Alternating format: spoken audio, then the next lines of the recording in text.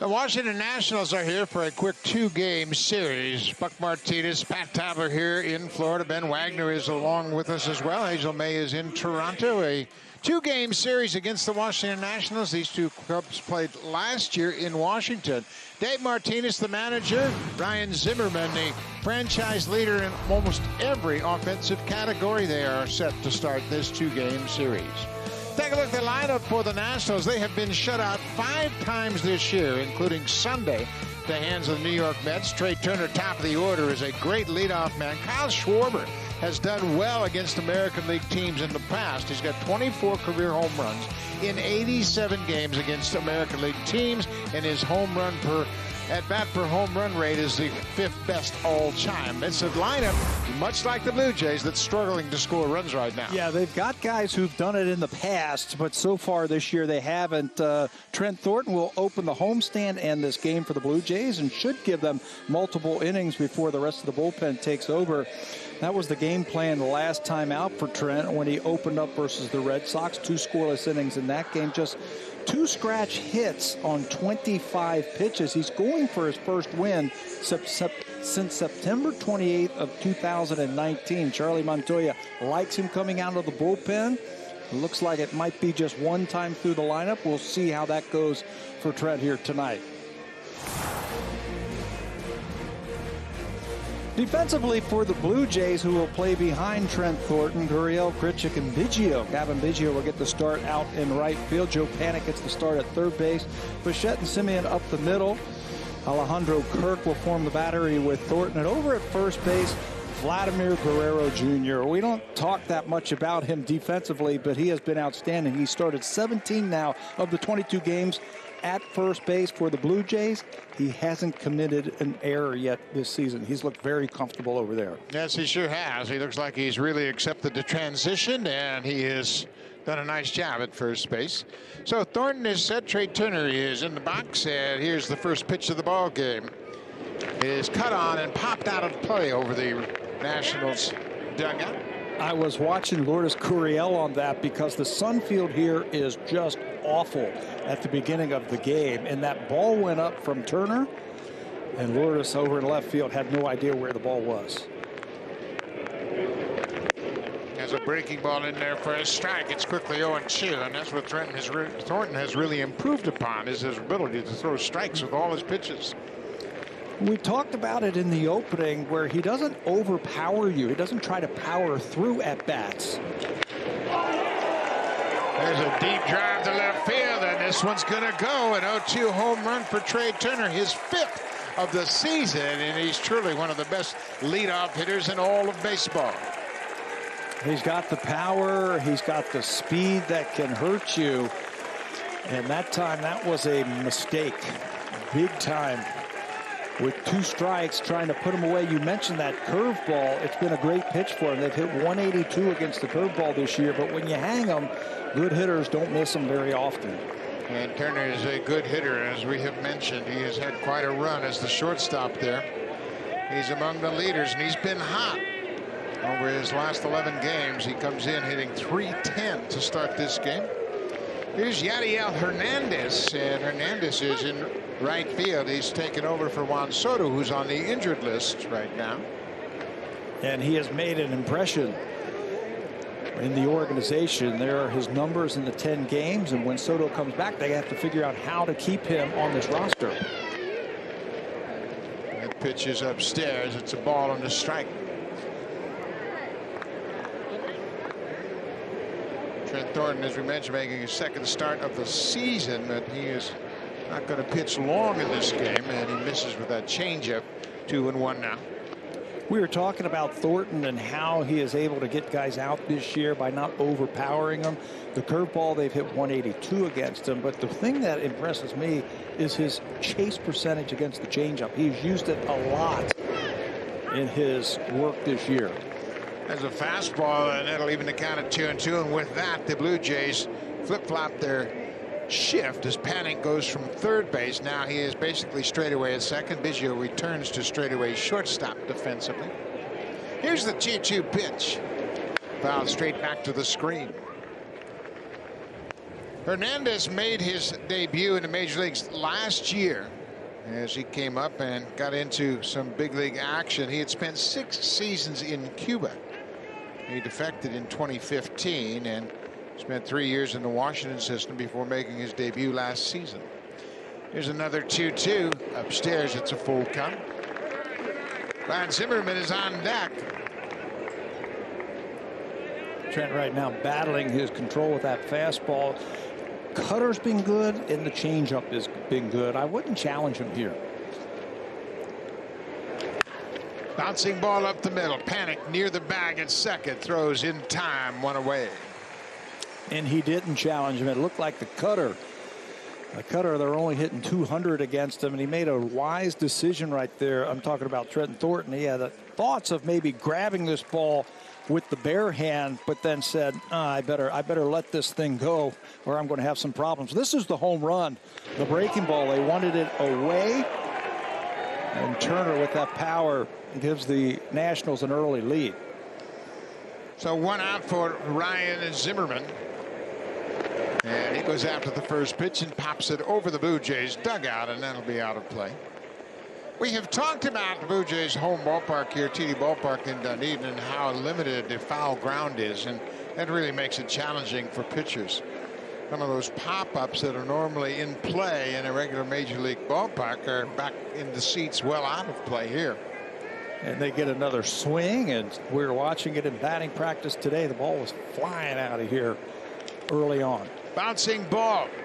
Panic cuts in front of Bichette, and the throw is wide of the mark, but Guerrero, as he has done so often, putting a good stretch on it and helps out one of his defenders on the left side of the infield once again. Yeah, he is getting so much better with that stretch. Watch how much ground he takes to go out and get this ball, and it sounded like it bounced and he was able to pick it, but look at the ground that he covers by stepping way out for that ball and saving another error from the third baseman.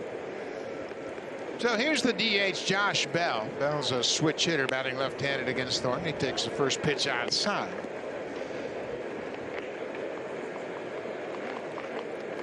Bell was acquired on the 24th of December from the Pittsburgh Pirates. Pat, he's one of those guys that you always see and say, man, one of these days this guy's going to get it.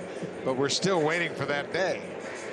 Yeah, it hasn't happened just yet. He's DHing tonight. He comes into this game hitting 119. He's got power. He's had some big power seasons for the Pirates. Do you remember the show he put on in the home run hitting contest in Cleveland? If you remember that, everybody talks about Vladdy. And they talked about him for good reason, but he put on a pretty good show also. He's got a lot of power, and he fouls this one straight back. It's a 2-2 count now. Bell was an all-star in 2019 as a member of the Pirates. He's reached base safely in 7 of his 11 starts since coming off the IL. There's a bouncing ball past Thornton.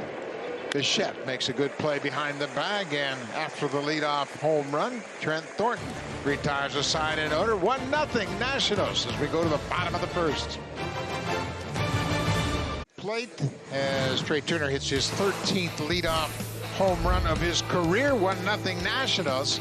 Let's take a look at the Blue Jays in the lineup for Charlie Montoya. Kevin Biggio will lead things off. He's in right field tonight. Bo Bichette at home has done a nice job here this season at TD Ballpark. Over the course of just 6 games, he's hit .400.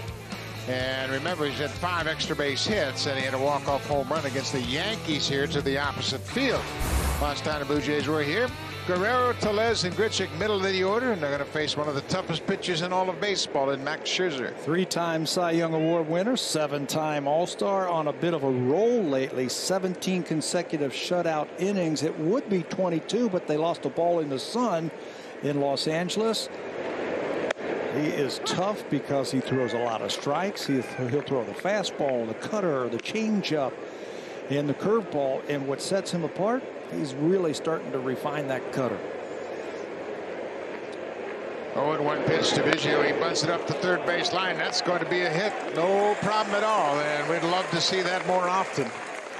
When they play you in this shift, you got to do something to counteract it to get your lanes back, and that'll do it. A leadoff bunt. Well, there goes the no-no. right there, 2 pitches into it. If you're going to play him to shift and you're facing one of the best pitchers in baseball right now, and you're basically saying to Cavan, here it is. Cavan's got to take advantage of this. And he does perfectly, bunt it up the third base line. A good start for the Blue Jays. You just wonder why more people don't do that, and it's really silly to hit into the shift and keep making outs. So the leadoff man's aboard for Bo Bichette. We mentioned his average 400 in this ballpark over the course of the 6 games so far this season. Scherzer delivers a first pitch strike, and Scherzer's going to throw a lot of fastballs. He trusts his fastball. It's not the fastball he had when he first started, but boy, oh boy, can he locate it. Yeah, he can locate it. He can change speeds on it. They're hitting 111 against that fastball, so get up there and gear yourself up for it.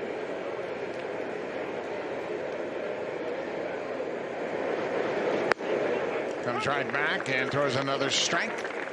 Another fastball. He's going to throw you fastballs. Yeah, and Bo was looking for something else right there. The way he took that, he thought he might be throwing him some kind of off-speed pitch, but Scherzer crosses him up, and now he's got to deal with an 0-2 count.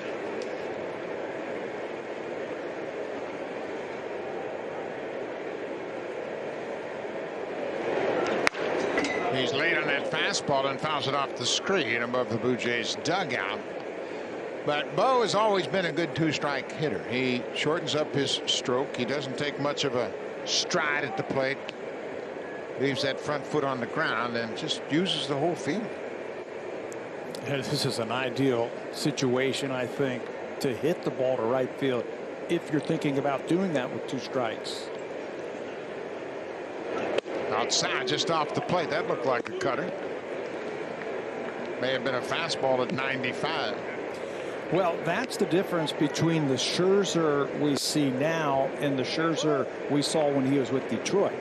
He's with his catcher that he had in Detroit. He was telling us before the game that cutter has really become a big pitch for him. 1-2. Cut on and miss. There's the breaking ball. First strikeout of the ball game for Max Scherzer.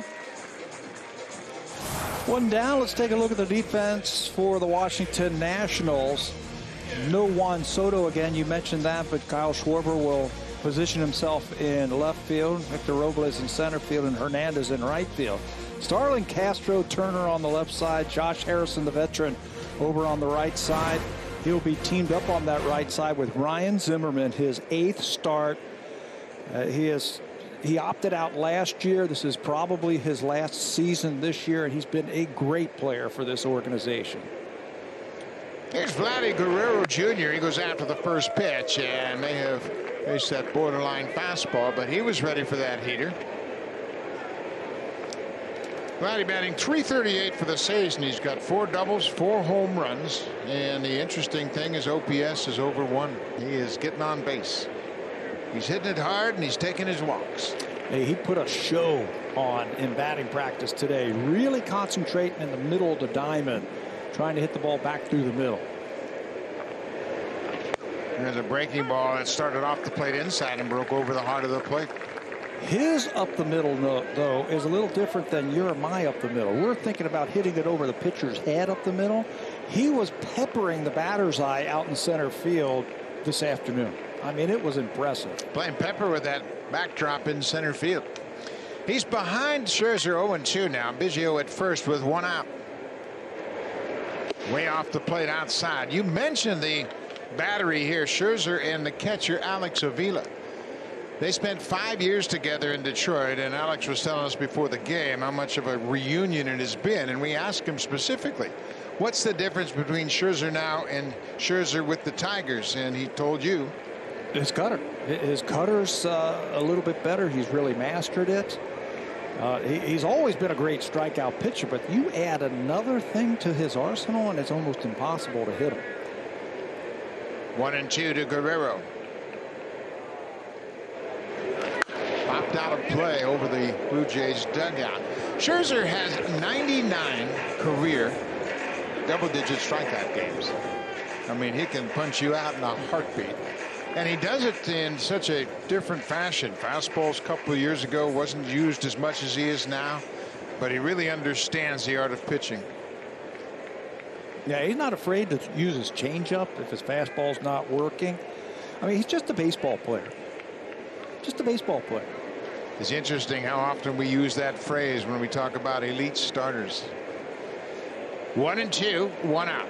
Blue Jays down 1-0. Guerrero fights it off and stays alive. That inside heater down on the fist. Fastball command. What makes him so tough also is he doesn't have that traditional arm swing where you can see the ball so easily. It's almost like a short armor or a shortstop throwing across the diamond. He short arms it, and the next thing you know, bam, that ball's on top of you, and it's tough to turn it around. Guerrero, another foul out of play. Breaking ball was down and away. Scherzer's had some run. He is now 36 years old. He'll turn 37 on the 27th of July. He's in his 14th big league season. It all started with the Arizona Diamondbacks, but he really became the starting pitcher that he has become in Detroit. And that's where he really started to take off. Won his first Cy Young Award there in 2013. Another 1-2 pitch. Ground ball. Turner at short. Second for one. Harrison to first. Scooped over at first base by Zimmerman, who's got great hands. And Scherzer gave up a first inning bunt. The double play gets him out of the first inning. 1-0 Nationals. Off home run will bother Trent Thornton more than you know. Thornton is a proud former University of North Carolina Tar Heel who vividly remembers Trey Turner and the arch-rival NC State Wolfpack. Thornton told me that those college games had the intensity of Yankees-Red Sox series. We beat them one year in 18 innings to advance to the conference championships, Thornton told me proudly. And then we sent them home packing twice in Omaha. Back then, Thornton remembers Turner was a star on the rise. Trey just stood out. He was one of the best on the field, an amazing player with blazing speed. So how did Thornton feel watching his college rival win a World Series ring? Thornton paused and said, "I was happy for him." Deep, deep down, that is. Buck. A terrific rivalry for sure. North Carolina State. Trey Turner led the NCAA Division I with 55 stolen bases as a freshman. And then that World Series matchup was 2013 in Omaha. And tonight, so far, he has the upper hand. It didn't look like it was going to be that way after a couple of pitches, but he's up 1-0 against Trent. There's Kyle Schwarber. He takes the first pitch outside. There's a strike in there. It's 1-1 now to Schwarber. Kyle Schwarber signed in the offseason as a free agent. Spent 6 years with the Cubs, and he's got some power. 106 home runs since the start of 2017, but he's had a little tough start to his season as well. Yeah, and what he is doing, he's right on top of the plate. He's looking for something out over the plate that he can get up in the air. He's a home run type of hitter, and it's not about batting average, it's about home runs. He appealed down to third, and the umpire at third said no swing. That is Ramon De Jesus. He was with the Blue Jays in Tampa Bay, the St. Petersburg series. And there's a breaking ball, swinging a miss. Schwarber strikes out. First strikeout of the ball game for Trent Thornton. It comes on a curveball. Trent has a strikeout rate of just 59% in 2 strike counts. He's not a strikeout type of pitcher, but when you execute pitches like he did against Schwarber right there, you can amass some strikeouts. That was a good breaking ball, much better place in position than the one that he gave up the home run on. That one was start on the outside part of the plate and broke all the way across the plate. Good pitch. Here's the second baseman, Josh Harrison. As you see, Gurriel still battling that sun in left field, and it is right directly into his eyes. And he's trying to shade his eyes with his glove, but boy, oh boy, that ball coming off the bat is hard to find initially. And you're praying as an outfielder, do not hit a line drive. Get it up above the sun so I can at least see it. There's a breaking ball that catches the inside corner. Trent Thornton gave up an 0-2 home run to Trey Turner, the only run of this ball game, and the Astros have had trouble scoring a lot lately. That's fouled back. Another breaking ball. It's 1-2 on Josh Harrison. That might have been the cutter right there. And his cutter, I think, has been his second best pitch this year. The changeup has been good. The cutter, they've only hit 200 against that thing. Hit him right on the left hand, and you can see hit him on the pad. He's pointing to the dugout, said, "I'm cool, man." He's had that pad on the back of his left hand, and it hit right on the pad, so he'll go to first base. He said, "I had that pad there for a reason," and he exposed his hand. Watch where this ball hits on his back of his left hand. Four-seam fastball. They wanted to go in there, and you're exactly right. That's why he wears that. That was going to set up the next pitch. Trying to bust him inside with that fastball, and he is going to go down and take first base. I'm okay.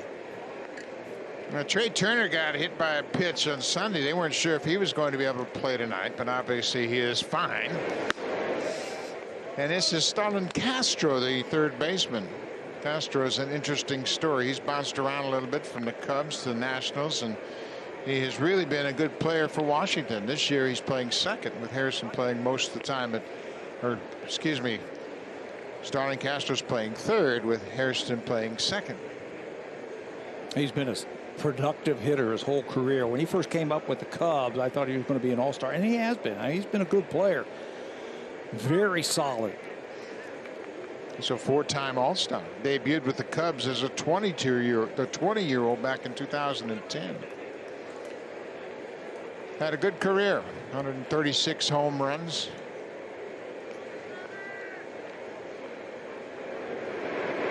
There's a pitch just off the plate outside. It's 2 balls and no strikes.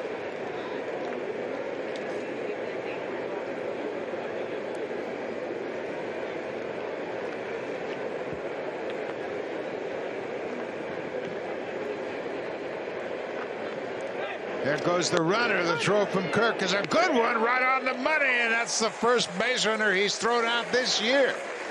Base stealers were 8 for 8 against Kirk, and boy, he threw a seed down there this time. And it had to be because Josh Harrison got a great jump over there. Even though it was 2-0, it was a breaking ball. He got a great jump, but Kirk threw that right on the bag. And let's give Marcus Semien a little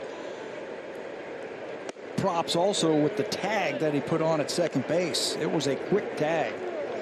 That was a strong throw, and the Blue Jays really had problems. As we mentioned, base runners were 8 for 8 against Kirk before he gunned down Josh Harrison, second out of the inning. 3-1 pitch to Castro. Ground ball through the left side. That's a base hit. And it's even more important now that Kirk threw out that base stealer. Yeah, we'd be sitting at first and second, possibly first and third if he hit it when he went. But starting a rally with 2 outs, nobody on, it's tough to do. That's the bottom of the order. Now bring the number 8 hitter to the plate, the catcher, Alex Avila. Avila, a 12-year veteran, signed a 1-year contract with the Nationals on February 2nd. This is his 6th Major League club. He's bounced around. As we mentioned, we got the talk with Alex earlier today. There's a ground ball. Bichette from second base. Good play by Bo. That'll end the inning. So a 2-out base hit is stranded. We'll go to the bottom of the second. It's 1-0 Nationals. Blue Jay fans have already won over $675,000 in Jays Care 50-50 jackpots. Are you the next winner? Get your tickets now for this series jackpot. Visit BlueJays.com/5050 for your chance to win. The total currently sits at $2,500. There's a couple of real good Blue Jay fans right there on the left. That's Brennan Little. On the right, Billy Spencer. They're both PGA caddies in town for the Valspar Golf Tournament at Copperhead, Innisbrook, and they are 2 huge Blue Jay fans, and they get a chance to come out and enjoy the ball game here. 1-0 Nationals. Rowdy Tellez will lead things off for the Blue Jays. It'll be Tellez, Grichuk, and Sibian here in the bottom of the second. Max Scherzer delivers a first pitch that misses downstairs for a ball. Tellez always enjoys the matchup against great pitchers. He was talking about earlier today about how he really likes the challenge, and Scherzer's one of the best, obviously. Rowdy's starting to get things going a little bit. Yeah, he's starting to click. He's starting to get that timing. This is a perfect time right now. 2-0 right here. Wind blowing out. See if you can get the ball up in the air and tie this game up. 2-0. Way inside, not close. 3-0 now.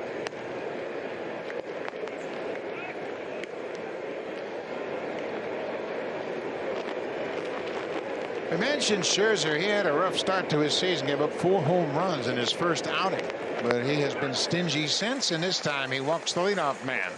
A 4-pitch walk to Rowdy Tellez, just the second walk he's drawn this season. And that's something that Scherzer hasn't done on this little hot streak that you were just starting to talk about. His ERA is under 0.50. You can see how upset he is with himself. 24 strikeouts and just 4 walks in his last 3 starts.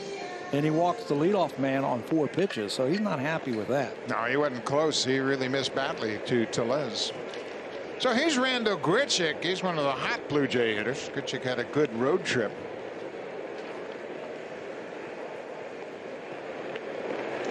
Swings at that first pitch breaking ball. He was looking heater, and that looks like the cutter right there. That hard breaking ball. Yeah, he's thinking along with Max Scherzer right there. He just walked Rowdy Tellez on 4 pitches, and Randall was thinking, here comes a cookie right here. Fastball right down the middle, but Scherzer threw him the breaking ball. 0-1. Just off the plate outside. It's 1-1 now. Scherzer may have thought that was a strike. His hesitation after the pitch suggested he thought that hit the corner. We were looking at the numbers for Randall batting average on fastballs, 95 plus, and we said Scherzer is a good fastball pitcher, likes to use it. Ground ball. This should be 2. Harrison to Turner, back to first. High throw, no problem. Well, the second double play of the ball game early on as they turned that 4-6-3 double play. Take on any project with Home Hardware, proud partner of the Toronto Blue Jays. Here's how.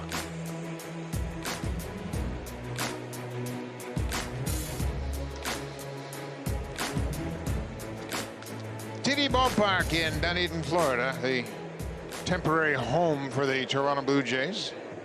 He just finished up a long road trip, went 4-5 on the road trip. Took a series from Tampa Bay in St. Petersburg. As you see, Tommy Malone loosening up in the Blue Jays bullpen. He will come on after Trent Thornton. Marcus Semien fouls it off on a check swing. It's 0-2 quickly. You mentioned the road trip. They outscored the opponents by 1 run. They scored 29 runs. The opponents scored 28. And they made 10 errors. I think if they cleaned that up, I think they would have had a winning record on the road. As a team, they hit just .212 on the road trip. Here's the 0-2. Line drive into center field. That'll be a base hit for Semien. Marcus Semien stayed on that 0-2 pitch and drilled it on the line right back to center field. Yeah, you want to throw an 0-2 fastball? You want to challenge Semien? Well, Marcus, he hasn't had any problems with the fastball. That ball was out over the plate, and he just pokes it to center field. He's been pulling a lot of balls. He's been seeing his share of off-speed pitches. That time just takes it right back through the middle. Yeah, he had a ground ball base hit in the Tampa Rays series. First ball he'd hit to the right side. First base hit he'd gotten all season to the opposite field. Here's Joe Panik. Panik is the starting third baseman tonight. He's getting some action. He had a good road trip. He hit .294 on the road trip.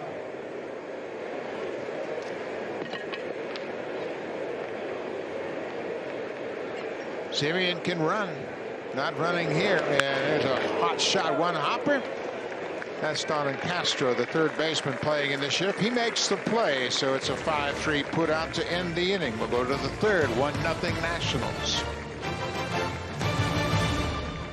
Somebody that hasn't been active with the ball club for now 6 weeks.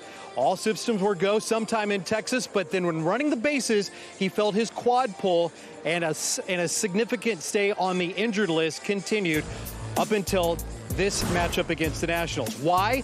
Even though he was getting ramped up over the weekend in back-to-back games where he played in the outfield for all 9 innings, he woke up yesterday with some lingering soreness, and somewhere around an 80% mark is how he described himself, still dealing with the injury. The Blue Jays, though, want him to return pain-free, and that's why tonight he sits watching the Blue Jays play in their opener against the Nationals with an ounce of prevention, hoping leading to a pound of cure and a long stay in action for George Springer as early as tomorrow night.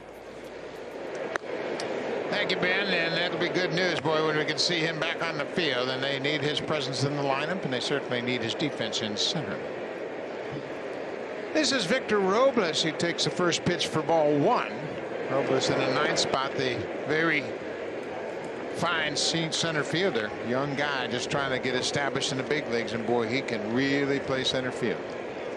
He can really run. It's almost like having 2 leadoff hitters with him and Turner back-to-back once they flip the lineup.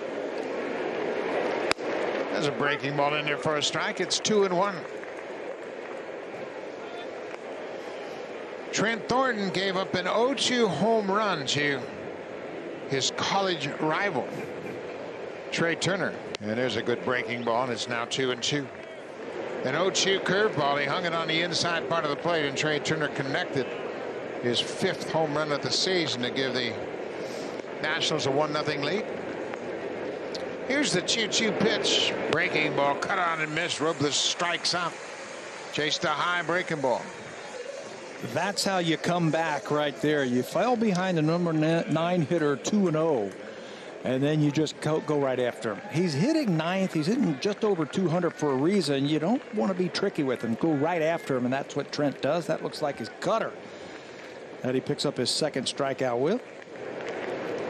Back to the top of the order. Turner takes a first pitch cutter for his strike. The home run he hit in the first inning was his 13th career leadoff home run. Boy, he's a good player and has been for a while. He's got speed, as you mentioned, Pat. He can cover a lot of ground defensively. He can hit with power, hit for average. He was part of the San Diego Padres farm system, and did you know, and I know you do, he was part of the Tampa Bay organization very briefly before he came over here. We were talking about the 0-2 pitch from Trent Thornton. They wanted to go away. Look, you can see where they were set up, and it just hung over the middle of the plate. He's got plenty of power. The launch angle at 23 degrees, just 366. It's not very deep to left field. That's been all the scoring so far. And that time he bounced that curveball to make sure he didn't hang it again. You know what? In the major leagues, when you have established hitters like Trey Turner and they get to 2 strikes, they're looking breaking ball. They're going to fight off the fastball, and they're going to look breaking ball. And when you make a mistake with a breaking ball, they're going to hit it hard. 2-2. Another high fly ball deep to left field. Gurriel is back. This one is gone. 2nd home run for Trey Turner. That looked like a fastball. It was up out over the plate. Yeah, he stayed back just enough to get through on that one. 6th home run, 2nd tonight. And told you that the ball's really carrying tonight. The wind is blowing out, especially to right field, but all over. And just like that, it's going to be 2-0, and that's going to be the end of Trent Thornton tonight. They wanted to get one time through the lineup. Charlie wanted to use him one more time against the right-hander Turner, and that's been the only problem for Trent tonight.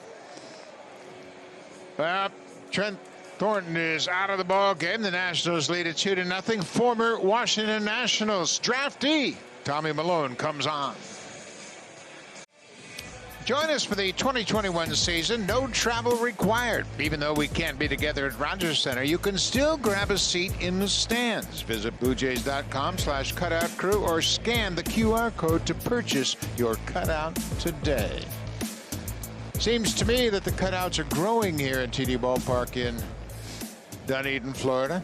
Everybody wants to get involved, and we've got a pitching change. Tommy Milone, as we mentioned, he was originally drafted by the Washington Nationals. Yeah, and he will follow Trent Thornton to the mound just like he did his last appearance when Trent opened up that game in Boston. Tommy came in through 2 1/3 innings, gave up 4 hits, 2 runs, but one of those runs came in after he left the game. He also had 4 strikeouts against the Red Sox. Yadiel Hernandez goes after the first pitch and fouls it off the screen. Hernandez grounded out to the third baseman in the shift, his only time up.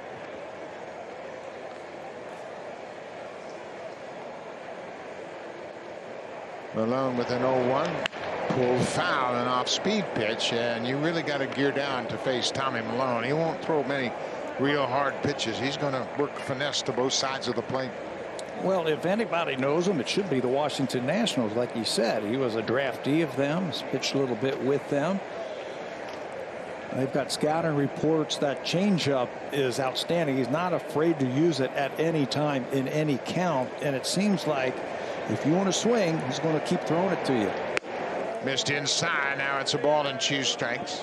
Malone was drafted originally by the Nationals in 2008. He spent parts of the 2011 and 2018 season with Washington.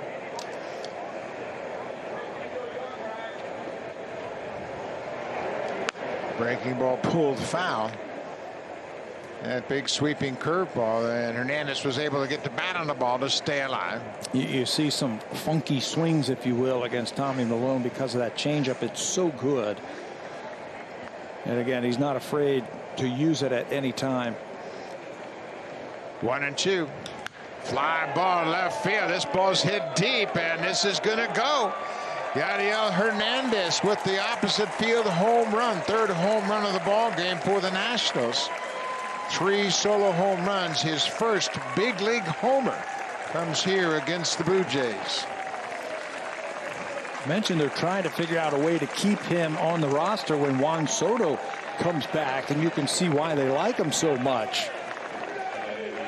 The ball is flying out of here tonight, and Hernandez is going to take advantage of it and get that first home run. Malone tried to stay away. That looked like the ball cut just a little bit from him. Instead of trying to pull it, he went right with it and just flipped it over the fence in left field. That was his first home run of the season. He hit a home run last year on September 22nd for his first career home run. That's his second home run in his young career. Here's Ryan Zimmerman, the first baseman. Zimmerman grounded out to third his first time up, and he should ground out here to the shortstop. Bo Bichette bounced it over at the first, and once again, Vladdy has to help out Bo. Yeah, and Bo's appreciative of that play over at first base. Let's take a look at the pitching line. 42 pitches for Trent to throw 2 in the third innings. Gave up 3 hits, a couple of solo home runs. That's the only damage that he has had tonight, those 2 home runs. And he will give way to Tommy Malone, who came in after him again the last time the Blue Jays needed a bullpen day. Here's Josh Bell. He'll turn around and bat right-handed. He hit left-handed first time up and grounded out to the shortstop. Ground ball to Bo again. Has another chance. Throws this one this time right on the money. So Bo Bichette throws out Josh Bell. Another home run for Washington. They take a 3-0 lead early in this ball game.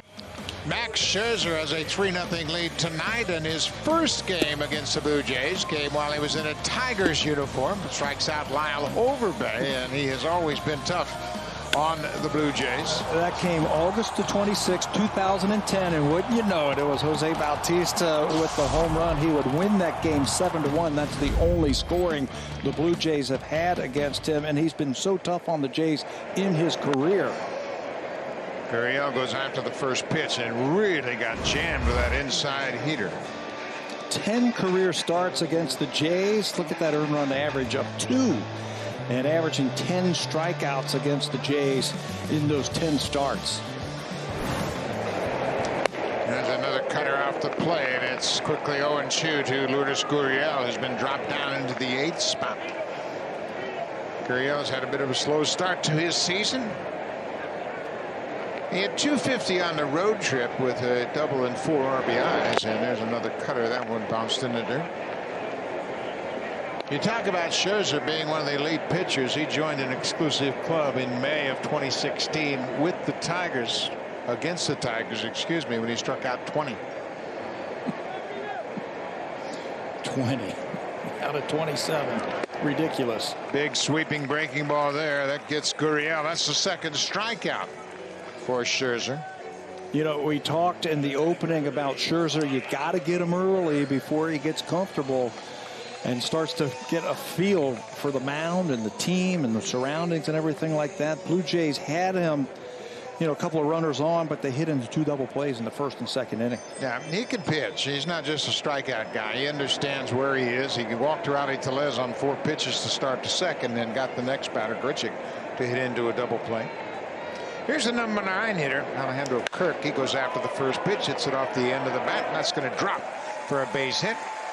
Alejandro Kirk in his first at bat against Max Scherzer gets a base hit, and he's got to be thinking, what's the big deal about this Scherzer guy? He's in my book now. I got this guy. He's nothing.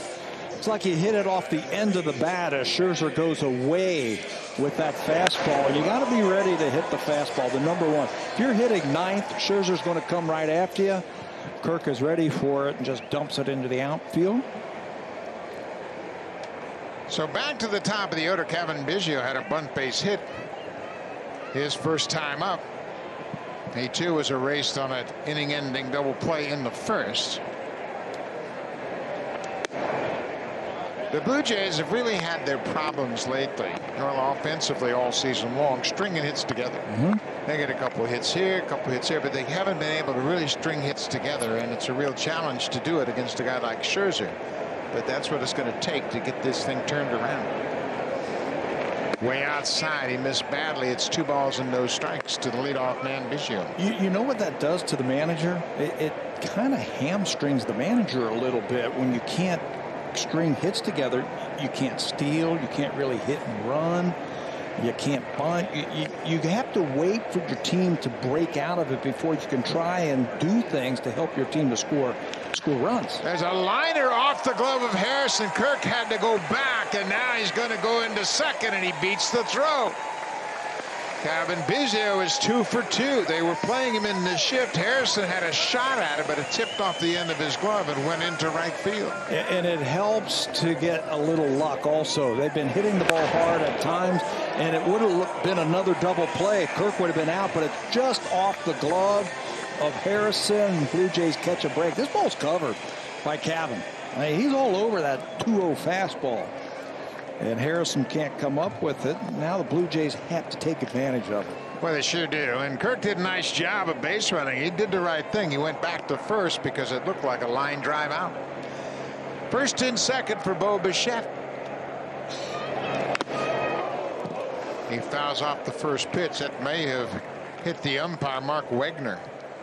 Alex Avila, the catcher, checking on Wegner. We have seen the umpires with a few more of these modified helmets, and obviously you want to play safety first, but you can see he's got a bulked up mask, and then he's wearing that helmet underneath. Jerry Lane, another veteran umpire I noticed this year, is also wearing that helmet for protection. It's a good move. Very good move. So Bichette's behind 0-1. Blue Jays trail 3-0. Bottom of the third.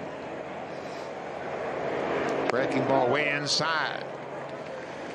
You know, Scherzer will throw a pitch or two and you say, oh, well, he doesn't have it tonight. And then, boy, he comes right back and makes 3 good pitches in a row, and he's out of the inning. He figures it out, doesn't he? That's what we mean by when we say he's a baseball player. He understands the game. He loves the challenge. You know, if he wasn't a pitcher, he'd probably be a shortstop if he was an everyday player. There's that cutter off the plate away, and you can see how Bo had a good swing at it. It's hard. 88 miles an hour with late movement. And that's what Alex Avila, his catcher, talked about, the difference between Scherzer as a Tiger and Scherzer now with the Nationals is the improvement of that cutter and the fact that he has developed it very effectively.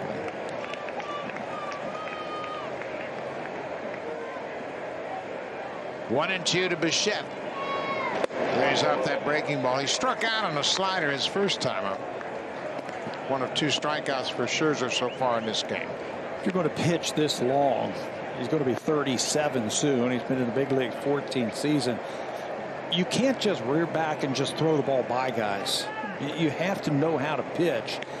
And with his arsenal, he knows how to pitch. He knows how to make adjustments. Here's the 2-2. Got a piece of it, and that time that hit the catcher, Alex Avila. A foul chip went back and hit the catcher, and now Mark Wegner is going to return the favor and give Avila a little time to regroup. Oh, to be a catcher. That can't be any it's fun. So much fun. Tell me what this feels like right here, because this is why I never wanted to be a catcher. Right in the biceps. I mean, that's going to leave a mark, and you know what? He's got so much protection on him, but it hit him right in the right bicep, and you know that's all soft tissue, and that's going to sting. How's that feeling right now? Can he feel his arm? No, it hurts. Bichette with a 2-2 count. Runners at first and second. Inside, that'll be a full count. Oh, Bo almost walked right into that. He's trying to think along with Scherzer. He was thinking breaking ball away. Scherzer moved them back off the plate. Move the feet. Kirk singled to center. He's at second base, and Cavan with his second hit of the ball game singled off the glove of the second baseman Josh Harrison. Full count, 1 out. Breaking ball way inside. That'll load the bases. Second walk issued by Scherzer. So here you go. This is the matchup everybody's looking for. Bases loaded, 1 out. Vladdy Guerrero against Max Scherzer. The Blue Jays are down by 3. This is why we came, right? To see these kind of matchups. Man, mano a mano right here. It's early in the ball game. You know, Blue Jays down by 3. Just saying, a big fly puts them ahead. Kirk's at third. Biggio's at second. Bichette's at first. Vladdy Guerrero hit into a 6-4-3 double play to end the bottom of the first.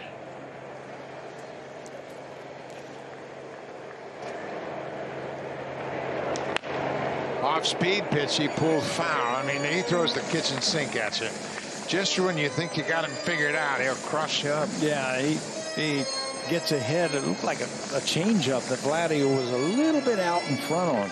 He battled him his first time up before hitting in that double play. He had a 7-pitch at bat against Scherzer. Fouled off a number of pitches. Vladdy is now 0 for his last 11. 0-1. Takes a close pitch inside.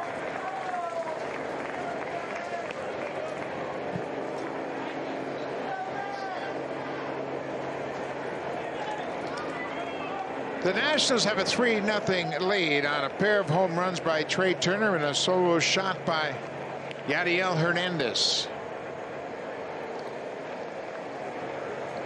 1-1. Breaking ball. He takes a tough pitch down for ball 2. Good eye. I mean, he is seeing the ball against one of the best. And you can see Scherzer going through his mind, okay, how am I going to get this guy out? I got him to hit into a 6-4-3 last time. And if you're Vladdy, you're looking for one pitch in one area right here. No place to put him. 2-1. Swing and a drive. Get up, ball. Get out of here. And grand slam for Vladdy Guerrero Jr.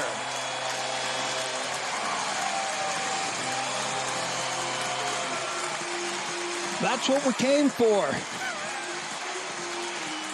With that grand slam, that puts the Blue Jays up.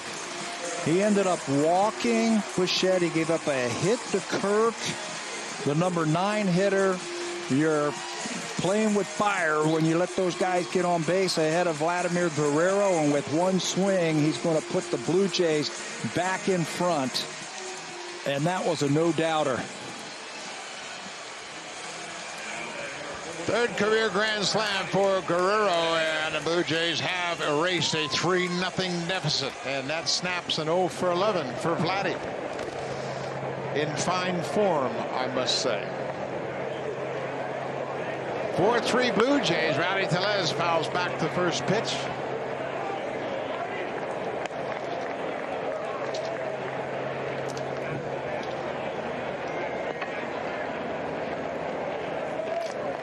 Scherzer came into this game with a long stretch of not giving up a home run. He gave up 4 home runs in his first start to the Atlanta Braves and then hadn't given up a home run since. If a ball wasn't dropped in the outfield that got into the sun, he wouldn't have given up a run since that first start. Rowdy Tellez swings and misses on that nasty cutter. But you load it up against Guerrero and then fall behind Vladimir Guerrero.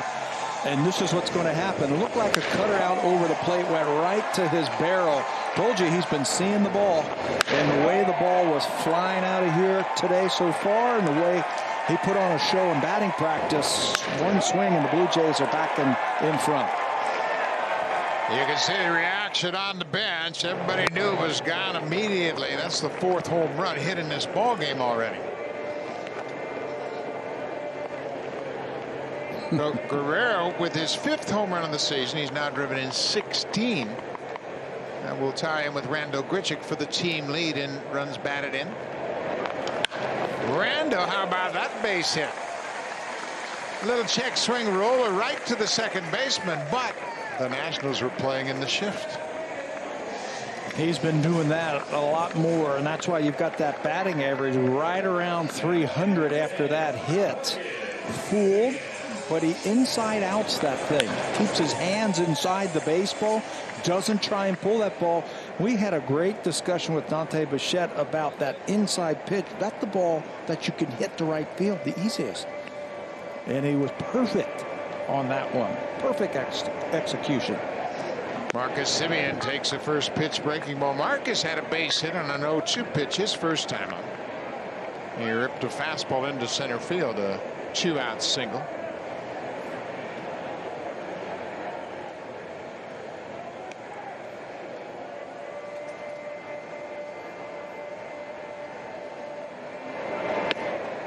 One ball, one strike on Semien.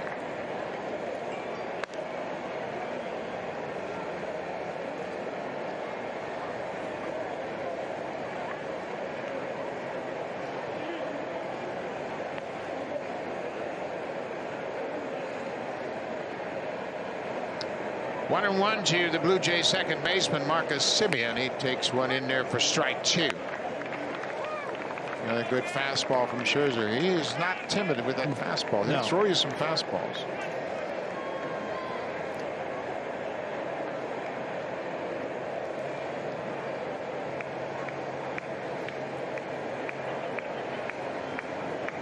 Inside, a little changeup missed down and in. It's 2 balls and 2 strikes, 2 outs. Grichuk's at first with a ground ball 2-out single. Vladdy Guerrero with a grand slam home run has erased an early 3-0 deficit.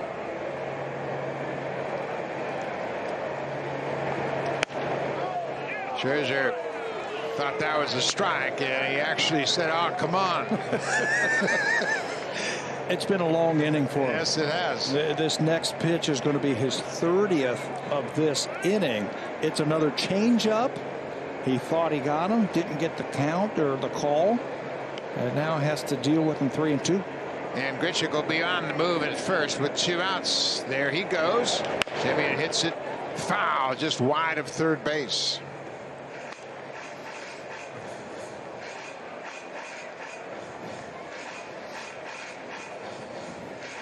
Bo Bichette, Vladdy Guerrero, they have been friends and teammates for a long time, and they're like a shadow man. If you see one, you'll see the other.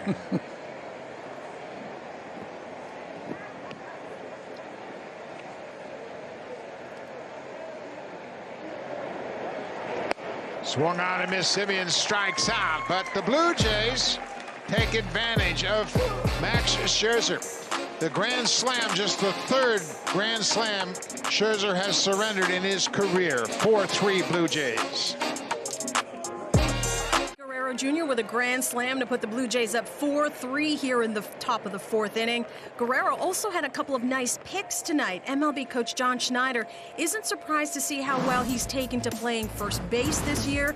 He's always had good hands, so I knew he had it in him. Plus, he's worked his tail off with Louis, so now you're just seeing results. The coaching staff has been pleased with Guerrero's progress. He's made some nice scoops, and he's taking a lot of pride in those picks to the point where he's really disappointed when he doesn't make the play. Guerrero often communicates with Rowdy Tellez in-game, asking what he should or shouldn't have done as far as technique. Tellez telling me Vladdy's confidence is hand over fist better than last year. He isn't afraid to make mistakes, which now allows him to play loose and relaxed. Well, Kyle Schwarber hits one just inside the bag at first base for a leadoff double off of Tommy Malone. Schwarber, a lefty hitter, just hung in there and keeps it fair just inside the bag. He was a strikeout victim his first time up. I think you need to play him with the left-hander on the mound. He doesn't throw that hard, like it's the seventh inning of a tie game. Get that first baseman on the line. Shift over the second baseman. He's looking to pull everything. That time pulled it between Guerrero and the foul line. Good start for Washington. Josh Harrison got hit by a pitch his first time up. It was back in the second, so the leadoff man is aboard. 4-3 Blue Jays lead it. We're in the fourth. Trent Thornton started the game, and he was tagged for a couple of home runs. Trey Turner took him deep twice. Tommy Malone came in the game, and Yadiel Hernandez hit a home run off Malone. So home runs have accounted for all 7 runs in this game so far. There's a little looper that's going to be trouble. And it drops just over the glove of Simeon in front of Biggio, and the throw to third is not in time as Schwarber advances. Kyle was playing that very conservatively. I think if that's later in the game, he could read that and score on it. It's right off the end of the bat, and it broke Harrison's bat. The outfielders were playing deep. You can see right off the end of the bat, he breaks it. But watch Schwarber at second base being very conservative, not wanting to get doubled off now that your team is behind. That's why Cavan tried to get him over at third base. Didn't really have a shot. So now the Washingtons are threatening to answer a 4-run bottom of the third. They have runners at the corners and nobody out for Stalin Castro. He singled through the left side of the infield his first time up.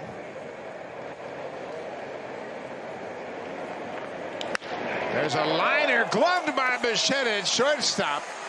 Bo made a nice play. That ball was hit hard, but Bichette going to his right speared it before it got down in left field. Those type of balls right there have overspin on it, and it hooked right to him. When it left the bat, it looked like it was going to be a double to left center field. But watch Bichette read it. He's got that top spin on it, and that's a big out where nobody moves. Now a ground ball, you can get out of this inning. Lefty on lefty, as Malone will have a chance to get out of this with Alex Avila at the plate. Avila grounded to shortstop his only time up.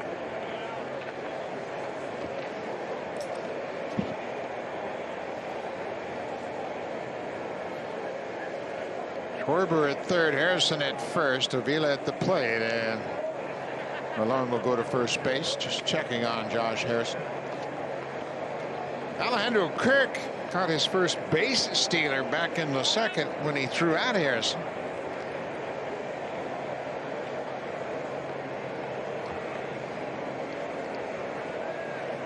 One out. We're in the top of the fourth. Breaking ball just inside.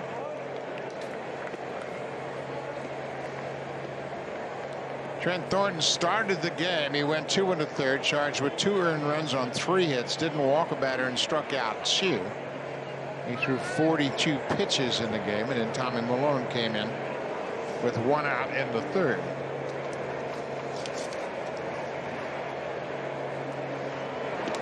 Breaking ball in there for a strike. It's 1-1. Oh boy, keep the pressure on them. There is Anthony Castro, who is now starting to warm up. It's a bullpen day, and so Charlie Montoyo is going to play this all the way through. However many innings they play tonight, he's going to look at how to snuff out rallies with that whole bullpen who's well rested. There's another breaking ball for strike 2. That's a good point. The Blue Jays had Monday off. They're going to have Thursday off. So you've got an opportunity to use a lot of different arms tonight, especially. Steven Matz is scheduled to pitch tomorrow, and he's off to a great start, 4-0 for the season. So Pete Walker, Charlie Montoyo have certainly laid out a plan for this game. Castro appears to be next in line. Ball in there, blocked by Kirk. On Sunday in that 1-0 game, Charlie was talking. There's a changeup that is smothered by Kirk. Charlie was talking how he was so exhausted after the game because it was such a grinding game. You did the game with Dan and you saw how grinding it was. I get the same feeling tonight. This is a grinding game and the wheels are turning already and we're only in the 4th inning. Breaking ball, another ball in the dirt. Kirk keeps it close enough. Josh Harrison has to hold his ground. You know, it's interesting, and you're right. It is a grinding game as a manager to sit there and think about how we're going to match up, who we're going to bring out of the bullpen. And Kirk does a good job on this breaking ball. It skips in front of home plate, and the runners can't advance. But for Davey Martinez on the other side of the coin, it's not as stressful. You got Max Scherzer, and you know he's going to pitch 7 innings tonight. He might give up a few runs, but you don't have to think about it until you get into the 7th, 8th, or maybe even the 9th with Scherzer. 3-2, 1 out. Harrison not running as Avila got a piece of that breaking ball. Are you surprised they don't start the runner here? Well, he got thrown out last time. And I think with the left-hander on the mound, it's going to be a little bit harder for him to get a jump. The last thing that the Davey Martinez and the Nationals want is a strike him out, throw him out. They started him last time with Trent Thornton on the mound. I just don't get a sense that Josh has a good read right now on Tommy Milone's move. Very short lead at first. Not running. Ball 4. That'll load the bases.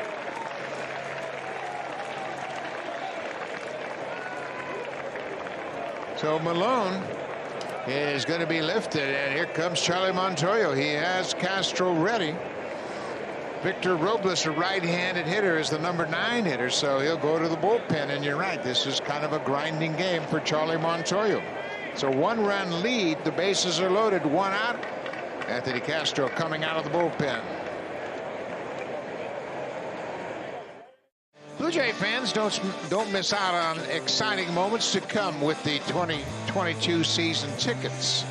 This is your chance to get the best seats at the best price with a flexible payment plan. Visit BlueJays.com/2022 season tickets now. Downtown Dunedin, just a few blocks away, as Brennan Little has been joined by Gary Woodland, his golfer. Gary Woodland, a 2019 U.S. Open champ. Here watching the boys tonight. New pitcher into the ball game is Anthony Castro, making his 6th appearance, and he has been a revelation for sure. 7 strikeouts, no walks. That slider's been outstanding. You got a couple of righties here. You've just taken the lead. This is why you go to him right here. He'll just keep filling up that strike zone with sliders to try and get the Blue Jays out of this inning. He's been really good for him. Victor Robles struck out on a breaking ball his first time up, and there's another great slider. And Castro has really been interesting. He pitched well for the Blue Jays in spring training, and then he started to get a few more opportunities. He's one of 8 American League pitchers with at least 5 appearances and no runs allowed. Washington with the bases loaded and 1 out. Breaking ball just missed. I mean, he'll throw slider after slider because he's got such a good one. Yeah, and they encourage him to use it because it is a good one. Out of all the pitchers on this roster, Charlie Montoya said, this is the guy who has really surprised me. They didn't know what they have, but they really like him, and they'll pitch him in pressure-packed situations. 1-2, ground ball. This should be 2. Bichette to Simeon, back to first, double play. What a job by Castro. He bails out Tommy Milone, who had loaded the bases, and Castro gets out of it with the double play. 4-3 Blue Jays. Anthony Castro has really earned some leverage moments, and that was a big one right there. Bases loaded, 1 out, and Charlie Montoya brought him into the game, and he did exactly what Charlie was hoping for. Yeah, slider, then fastball in on his hands. The Blue Jays came into this game having turned 22 double plays this year, second most in all of baseball. That was a big one right there. Bichette charged that ball, didn't lay back on it. He came and got that soft hit ball and gave a good feed, and then Simeon did the rest. That's a big double play by the Jays. Keeps the Blue Jays ahead at 4-3, even with the hits at 6 apiece. Joe Panik takes the first pitch just off the plate outside from Max Scherzer. Panik grounded out in the second.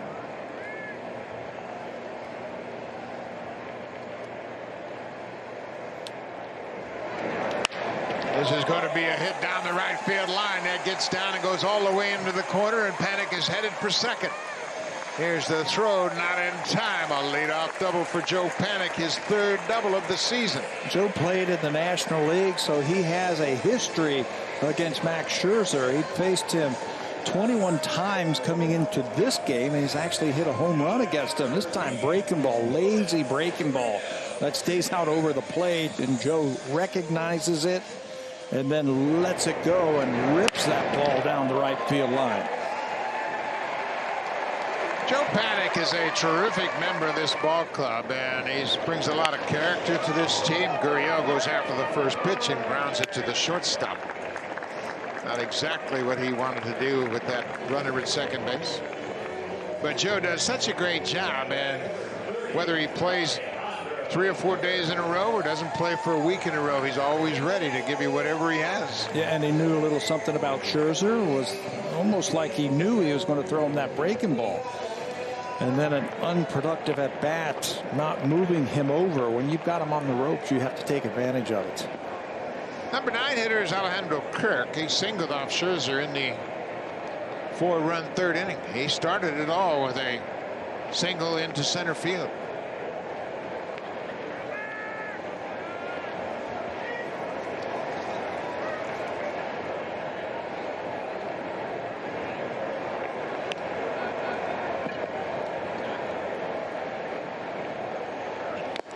Breaking ball for ball 1. Max Scherzer has given up 7 hits to this point, and as we have talked about throughout the course of this game, he came in on a real hot streak, and the Blue Jays have jumped on him early. They're just 1 for 8 with runners in scoring position so far this season. Big swing and a miss. That ball off the end of the bat. That hard cutter away. Yeah, and they're going to keep that ball away against Alejandro, so he's got to think about maybe going to right field again. That's where his hit went last time. Scherzer came into this game having given up 5 runs all season long. Blue Jays touched him up for 4 with 1 swing. Vladdy Guerrero's grand slam. This is popped up right side of the infield. Josh Harrison backing up into the outfield. Goes off his glove and past the right fielder. Panik's going to come in to score. Kirk is headed for third. Here's the throw, and it's cut off. Wow. That ball was a routine pop-up, and Harrison just kind of kept backpedaling. It went off his glove, and then when it carried off his glove, it went past the right fielder. We've already seen how many home runs tonight. It's the wind is blowing that ball to right field. Look at the flags blowing out to right field. That's the outfielder's ball. They should know that before this inning. Watch Harrison, the second baseman, who gets over there, and the right fielder gives up on it. And it just keeps going and going. And then he kicks the ball away from the outfielder off the end of his glove, and the Blue Jays are going to take it. This is a team, Washington, who came in this game with just 9 errors all season long. Back to the top of the order, and there's a drive down the right field line that hooks foul off the bat of Kevin Biggio. Kevin's off to a good start tonight. He had a bunt single in the first and a clean single in third. Looking to get up over that 200 mark. get across the Mendoza line. It doesn't take long. He just have about 3 or 4 games in a row. He's off to a good start tonight. Got to get this run in. Infield is in. 3 defenders on the right side of the infield. Sahlen Castro, the third baseman, is relatively close to Kirk at third. The infield on the right side is in, but not all the way in on the edge of the grass. 1-1 to Biggio. Fly ball, that'll score a run. Kirk tagging up at third. Robles backs up. Here's the throw to home, and it's offline, and here comes Kirk. For Cavan, that's his 4th RBI. A sac fly plates the catcher Alejandro Kirk, and the Blue Jays have a 3-run lead. Cashing in on mistakes. Told you they had only committed 9 errors all season long, and that was a big one on that pop-up by Kirk. It brought a run in. It sent him to third base, and then Cavan was able to extend and get that ball deep enough to score him. Situational hitting, taking advantage of mistakes by the opposition, and they've turned a 3-0 deficit into a 6-3 lead. Scherzer threw it outside to Bo Bichette. Outside corner, it's 0-1. 2 outs now. Nobody on, and Scherzer missed badly. He had mentioned he'd given up 5 runs all season long, and tonight the Blue Jays have tacked on a 6th spot on him. Unusual outing for Dave Martinez when he sends Max Scherzer to the mound. 1-1 to Bo. Breaking ball hit high in the air to center. Robles is under it, now drifting back. That wind continues to play tricks on the outfielders, but he makes the catch. The inning is over, but the Blue Jays scored 2 more on a big error by the second baseman, Josh Harrison, and the Blue Jays lead at 6-3 as we go to the 5th. Time now for a Blue. The Leafs are coming off a pair of wins over the Jets. Now it's a potential first-round playoff preview coming up on Wednesday Night Hockey. Toronto and Montreal tomorrow, 7:30 Eastern on SportsNet and SportsNet 360. Downtown Dunedin, just a few blocks away from TD Ballpark on a beautiful night here in Florida. Trey Turner, the leadoff batter, has had quite a start to his night. He has homered in each of his first 2 at-bats. Home runs number 5 and 6 for the Nationals shortstop. Anthony Castro delivers a fastball strike. It's 1-1. Castro, what a job he did. He inherited the bases loaded with 1 out and got Victor Robles to ground into a 6-4-3 inning-ending double play. 3rd Blue Jay pitcher of the night. Breaking ball, another pitch inside that Turner ducks away from. Yeah, he'll keep throwing that thing. That time it looked like it slipped out of his hand. Leveraged innings. You mentioned it right at the end of last inning. They're getting a lot of confidence in Anthony Castro. That was a big part of the ball game. I know it was just the 3rd inning, big part of the ball game. Let's see if he can throw up another 0. Turner off the end of the bat. That was a brother slider right there that broke away from Turner.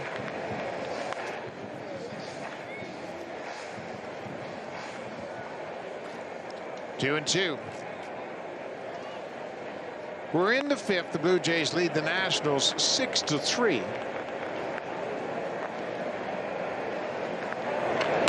Late swing, an emergency hack by Turner to stay alive. He fouled off that inside pitch.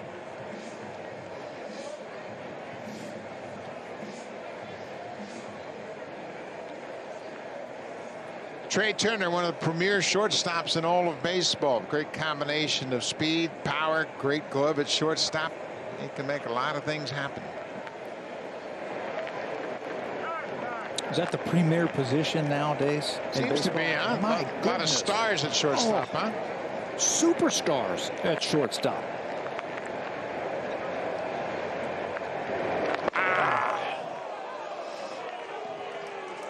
Turner got hit right in the back. Remember, he got hit in the forearm on Sunday. You can see him wearing that pad on his left arm.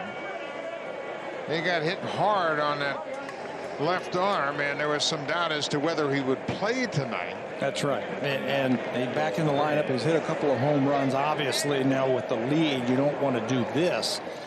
Looked like it hit him in the pad, that sliding pad in the back seat right there with 2 strikes. It still doesn't make you happy. You know, it still hurts. You can see him shaking his head. But that's the last thing Anthony wanted to do. And now Yadiel Hernandez hit his first home run of the season his last time up, an opposite field home run off Tommy Malone.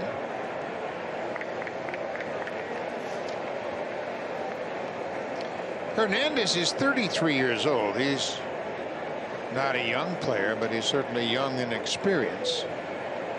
Turner thinking about running at first base, not going here, and there's a breaking ball that went around the outside corner for ball 1. Yeah, he's got that combination of power and speed. He's 5 for 5 in stolen bases, and you mentioned it at the top that they are struggling to score runs, so maybe Martinez might gamble and try and get him in the scoring position. Not running here. There's a pitch off the plate outside. Castro's got to refine the strike zone.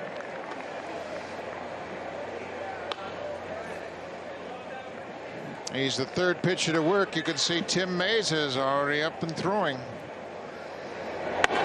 Charlie's strategy in that 1-0 game in Tampa on Sunday was get me 4 outs.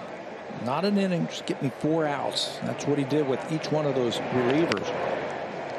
Hernandez took a big cut at that 2-0 slider and fouled it back.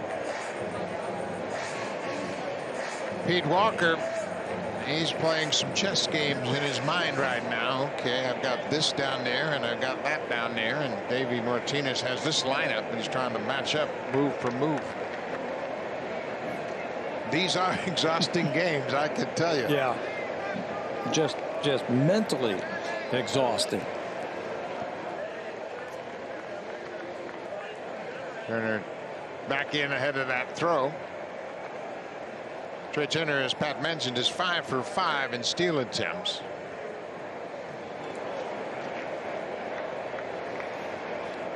Two balls and a strike to the right fielder Hernandez. Fouled off. Good fastball there. He was late on it. When Castro came over here, they noticed that his slider, it's an above average slider. When he was with Detroit, they tried to make him a quote pitcher by using all of his pitches, the fastball, the curveball, the slider, tried to get a changeup going. When he came over here, Blue Jays said, look, you got a great slider. You're going to the bullpen and you're going to use that slider a lot. 2-2. Swing and a miss. There was a good fastball. Hernandez strikes out. So first out of the inning. Let's check in with Ben Wagner. Guys, we know the frustrating start for Kevin Biggio, and really it's a product of being struck in the hand 3 separate times since the final week of spring training. Most notably, the liner that he took off his fingers in Kansas City, to the point where he adjusted his throws, trying to keep the throw lower and throw on a bounce in Boston while he was forced to play third base. They tried to hide him in right field, but finally, a week after not even wanting to shake his teammate's hand, the hands are feeling good, and we're seeing the results tonight with 2 solid at bats. First baseman takes a first pitch off the plate inside for ball 1.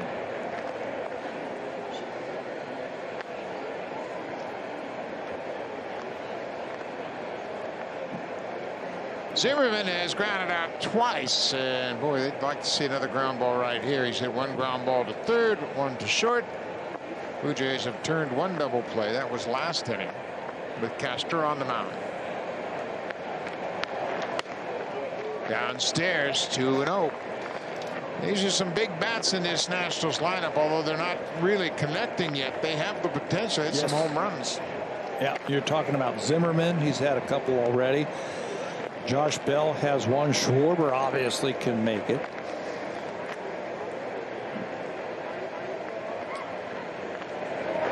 There's that slider, and a good one. Started on the plate and broke all the way off the plate. Sharp and late on that break. Now as a hitter, he's thinking, okay, that's a pretty good slider.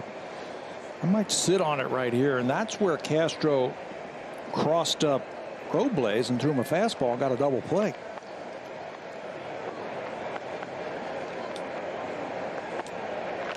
That breaking ball is upstairs. Now it's 3-1.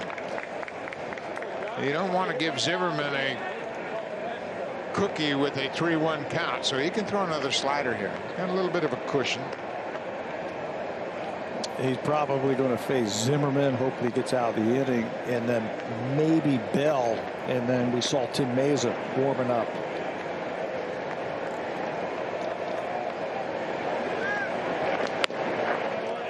Ball four, went with the fastball and missed. And here come the Nationals.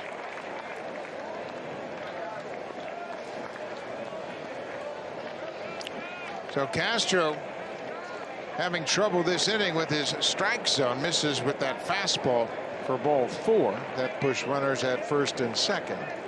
His first walk of the season, and that'll bring Pete here. And the message might be, look, you got the tying run at the plate. He can knock the ball out of the ballpark and tie this game up with one swing. This is going to be your last batter, because we've got a lefty warming up for Schwarber if we need to go to him. So give me what you got. And he mentioned a grinding game, 1-0 win on Sunday, and this has got the same kind of feel. Although it's a 6-3 game, you just got a sense that it's going to be kind of a back and forth situation.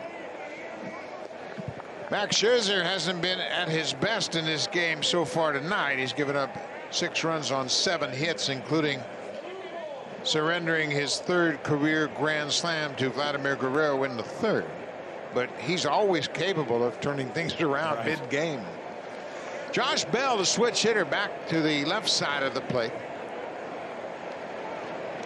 Boy, he waved at that first pitch breaking ball. He wasn't close. Guessing fastball. He's guessing. That's why he's hitting 119 coming into this game. They went and got him from Pittsburgh to stick in the middle of that lineup and drive in some big runs for him. Right now, he's not seeing the ball. Came right back with the slide. This time Bell lays off. Bell has hit a couple of ground balls himself tonight. Both of them going to the shortstop in the shift. Well, Bichette, with runners at first and second, has to play near the bag at second base. Simeon, the second baseman, is a little bit to the pull side. Swing and a miss, and a late swing there. Good fastball at 96. Yeah, he's got that in the arsenal. Says he's also working on a cutter. And maybe a 2-seamer that goes the opposite direction of his slider.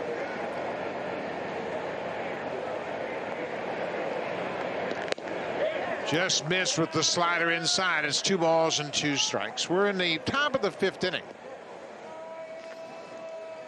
6-3 Blue Jays, and he just missed with that breaking ball.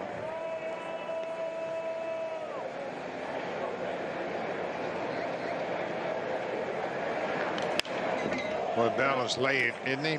He's just in between pitches. He was out in front of that slider on the first pitch, and he's been late on a couple of good fastballs. Boy, you have scouting reports, and you've got to go to it right now and trust your scouting report. And maybe it marries up with how you're feeling. If it's a backdoor slider or it's a shoe top drops type kind of slider, you got to trust it. Strike 3 call, and Bell knew it. He was looking breaking ball and couldn't pull the trigger on the fastball. Big out for Castro. Yeah. He knows how good that slider is, and the scouting report said you can slip a fastball by him. It's 96, and that's a big out. And that'll be his final batter. He gets a big out. He had a big double play in the 4th. Gets a strikeout here. He'll turn things over to Tim Meza. 6-3 Blue Jays. Tim Mays is off to a great start this season. This will be his 10th appearance. He's yet to allow a run, the 2nd most appearances in the American League without allowing a run. And he inherits a situation here with 2 outs and runners at first and second, and Pat, he has really gotten off to a good start this season. Yeah, his two-seamer's been great. He's got great movement on that. In his slider, he was part of that pitching brigade on Sunday in that 1-0 game. Tim was only able to go an inning, or excuse me, a third of an inning, gave up a couple of hits in that game. But he's all the way back. He's throwing free and easy. He's throwing plenty of strikes. And he's going to have to use, I think, his slider here because he's got a great fastball hitter at the plate in Schwarber, who's looking for something out over the plate and trying to get up in the air. Mesa retired Joey Wendell in the 4th inning with a man aboard to get out of that inning, and then he came back, and as you mentioned, he gave up singles to Mejia and Kiermaier, and that's when Tyler Chatwood came in and put out the fire in the 5th. So Mesa jumps ahead of Schwarber 0-1 with the fastball.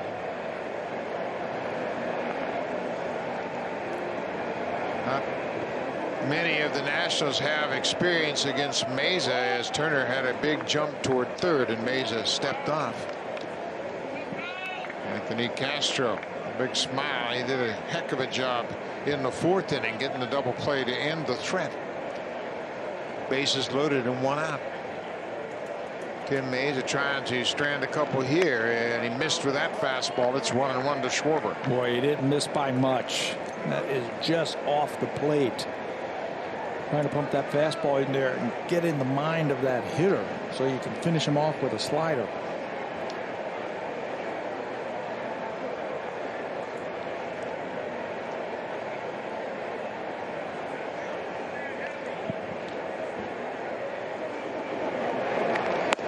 Missed another fastball. This one inside. It's 2 balls and a strike to Kyle Schwarber.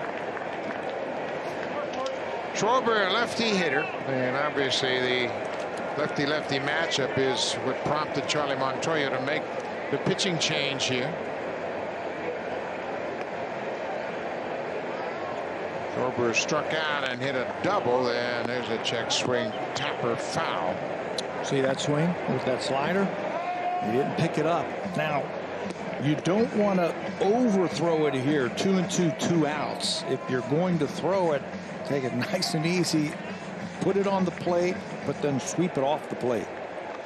Schwarber's actually done okay against lefties so far in limited at bats. He's 4 for 8 with a home run against left-handed pitchers. 2-2 pitch, and there's a liner to left, and Gurriel was positioned perfectly. Schwarber went the other way at a line drive, but Gurriel was there to end the inning. Mesa strands a couple of base runners. Vladdy Guerrero will lead things off when we come back. Gurriel with a fine play. The 5th inning. Last time he came to the plate, the bases were loaded, and Vladdy hits the Blue Jays' first grand slam of the season. StatCast, powered by Google Cloud, tells us that thing went 415, and no doubt about it, to left field. With that swing, gave the Blue Jays the lead, and they haven't given it up. They've increased it. That's the 3rd career grand slam for Vladimir Guerrero Jr., and it puts him in some pretty impressive company. Scherzer misses with the first pitch inside. Among the youngest players at the time of their 3rd grand slam, Vladimir Guerrero, 22 years, 42 days old, 3 grand slams already in his young career. Here's the 1-0 outside, 2-0. Some of the names on the list are impressive. Tony Conigliaro was very young with the Red Sox, and he was 20 years old, 229 days when he hit his 3rd. On the list, Alex Rodriguez, Mickey Mantle, Ken Griffey Jr., Ted Williams, and Beta Pinson. Wow. Pretty impressive company. Mickey Mantle was 21 years, 259 days old when he hit his 3rd career grand slam in 1953. A-Rod was 20 years old, 345 days old in 1996 when he hit his 3rd career grand slam. And Vladdy has a 3-1 count now. So this is what we had heard about when we were hearing all about Vladdy Guerrero Jr. coming his way through the minor leagues. And the Nationals have seen it firsthand tonight. 3-1 to Vladdy Guerrero, leading off the 5th. Big swing on a changeup, and he bounces it foul toward the dugout. And he saw that one, didn't he? Wow, he saw it out of his hand, and then he let that thing get deep a little bit, and he was still able to pull it. Yeah, the high numbers, the high batting average in the minor leagues with the crazy good power numbers starting to come together for him this year. Here's the 3-2 pitch. Swinging a drive deep to center. Get up, ball. Get out of here. Gone. His second home run of the night to straightaway center.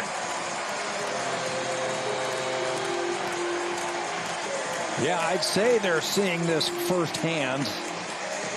Vladdy got the count back in his favor at 3-2 and was able to stay back again and take that thing right out of here. It's such a pretty swing when his timing is on and when he sees the ball.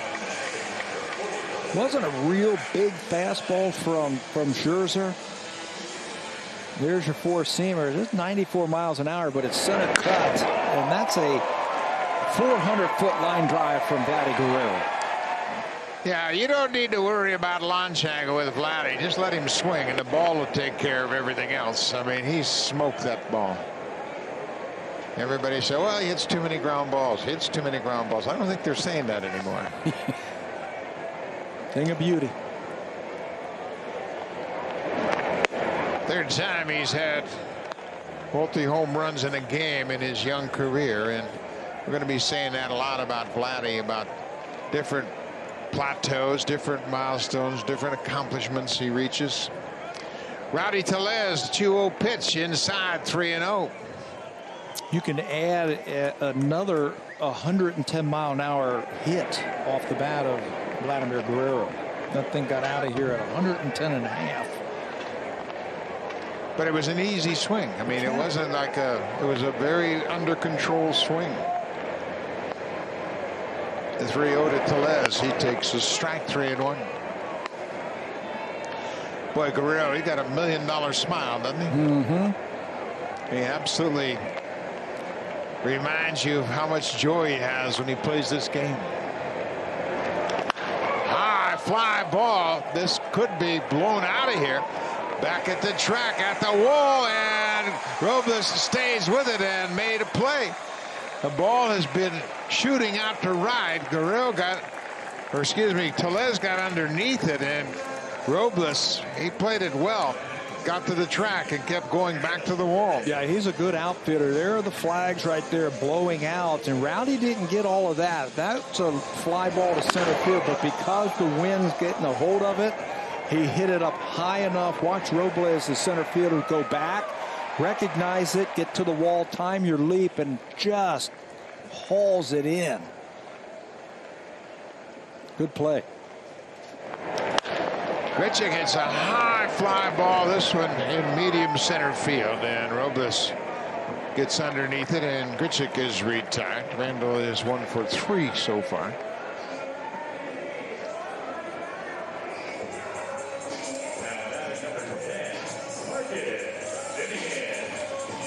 There have been 5 home runs hit in this game tonight. 2 by Trey Turner, 2 by Vladdy Guerrero, and a solo home run by Yadiel Hernandez.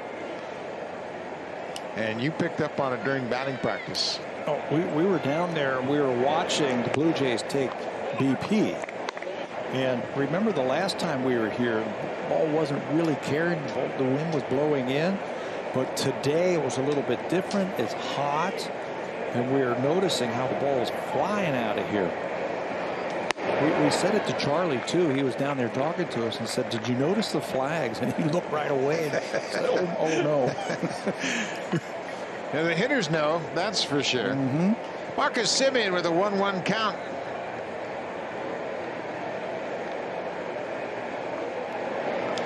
That pulled foul on a changeup. Bottom of the 5th inning, Blue Jays trailed 3-0 going into the bottom of the 3rd. Vladdy Guerrero hit a grand slam to erase that deficit. Kyle McGowan warming up down in the Nationals bullpen in left field. Joe Payamps warming up for the Blue Jays.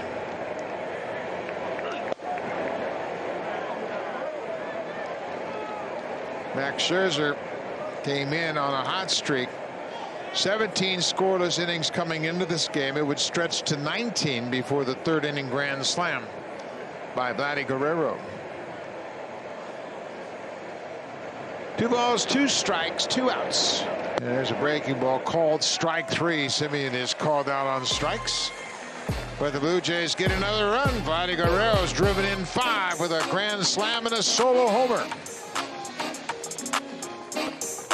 Test your knowledge by playing Blue Jays trivia on the Ballpark app today. Every Tuesday, new questions will be added. Try your hand at it and see how much you know about your Blue Jays. Visit BlueJays.com/ballpark app for more details.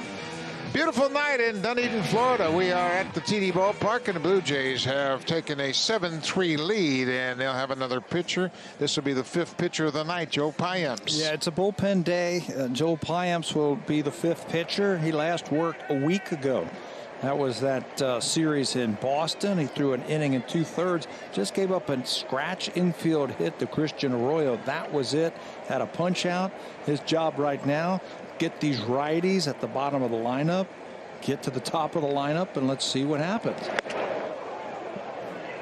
The Blue Jays bullpen has been terrific. They have done a heck of a job. 210 earned run average coming into this game, best in the majors.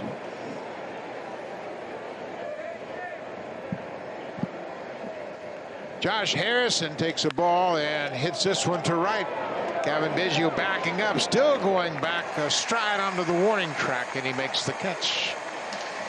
1 up, 1 down here in the 6th. Let's give some credit to the scouting reports that the Blue Jays get. Charlie Montoya has an idea how he wants to get through this game, how he wants to use his relievers. And so far, so good. Trent Thornton, 2 1/3. Lone an inning. Castro an inning and a 1/3. Mesa and now Payamps as they steam towards the 9th inning. Stalin Castro, the 3rd baseman, takes a first pitch strike from Payamps. Nobody has faced Payamps except for Stalin Castro. He is 1 for 3 going head to head. The only national in this game that has faced Payamps in the past.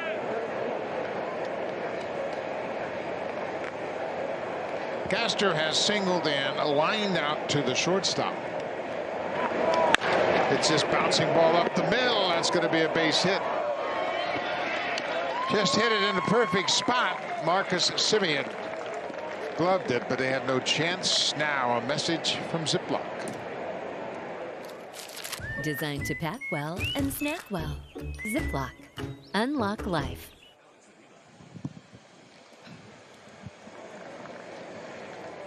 So Stalin Castro has his 2nd hit of the night, and he hit the ball hard the other time. That was probably the best at bat he had when he lined out to short in the 4th inning.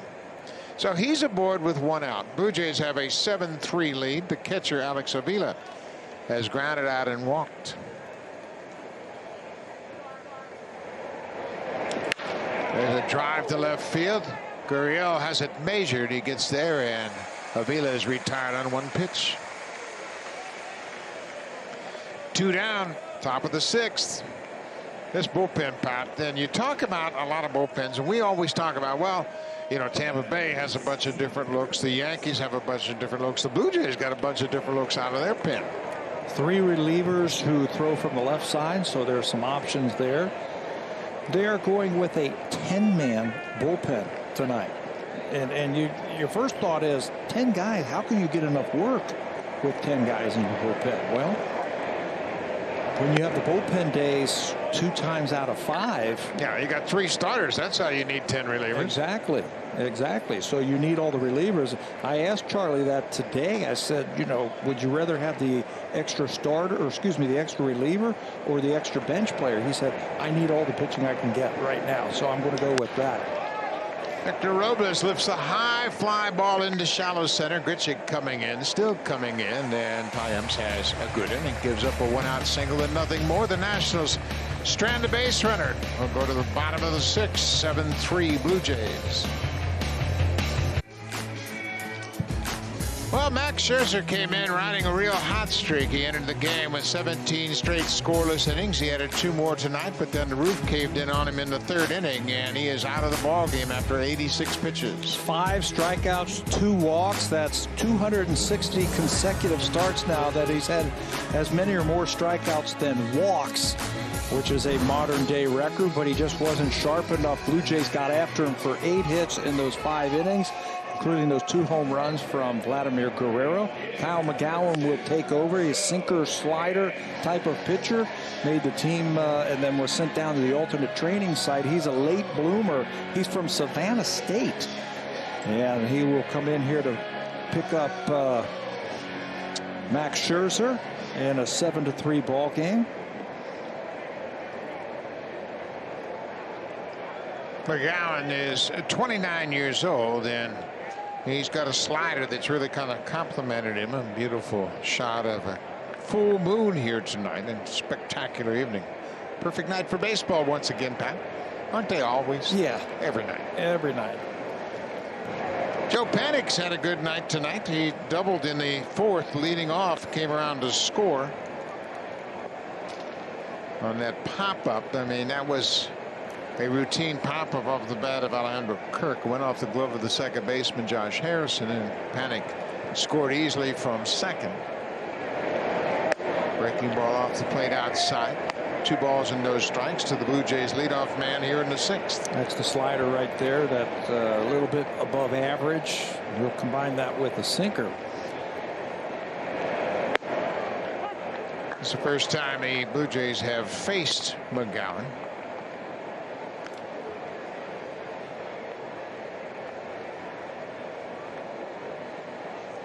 Just his 28th Major League appearance.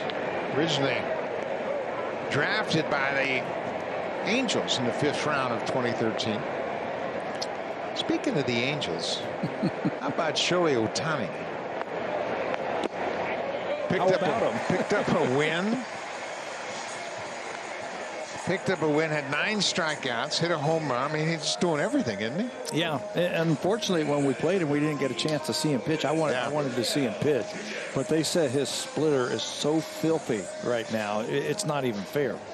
Yeah, he's really an interesting person, and it's the first time that the American League leader in home runs pitched and also won a game since a guy named Babe Ruth. Babe Ruth, okay, that was going to be my guess. And the second guy you want to talk about with the Angels when you say, and speaking of the Angels, Mike Trout. Unbelievable. Huh? He gets hit by a pitch, misses 3 days, comes back, and then gets 4 hits, went 4 for 5. He's off to the best start of his career. Yeah. This is Lourdes Gurriel Jr., who fouls it off down the right side. It's a ball and a strike on the Jays at left field.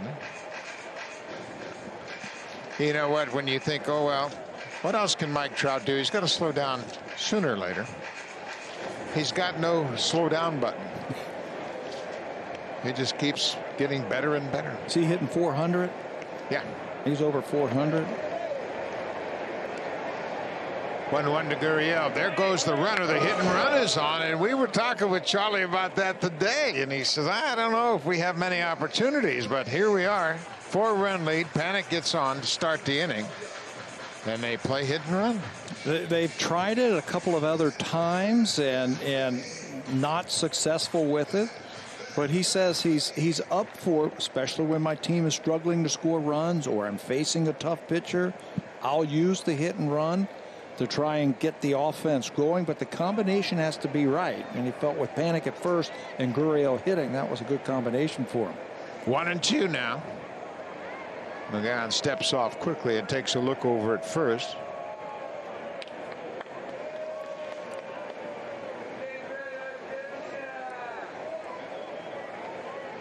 George Springer on the bench again. He took batting practice today and actually looked pretty good, Pat, swinging the bat. This is a pop-up into shallow right. Here comes Hernandez, the right fielder, and he makes the grab. Gurriel's retired. 1 down.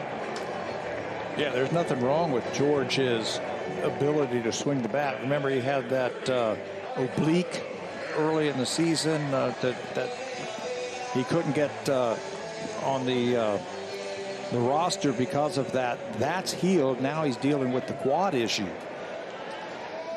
So when he's 100%, he's going to be in the lineup. We just don't know when that is. No, we kind of thought it might be tonight, but obviously it's not. And they have an off day on Thursday, so we'll just have to wait and see. Orlando Kirk, he's had an interesting evening. He singled off Scherzer in his first at bat against Max, and then hit a high pop up to the second baseman. That was in the 4th inning.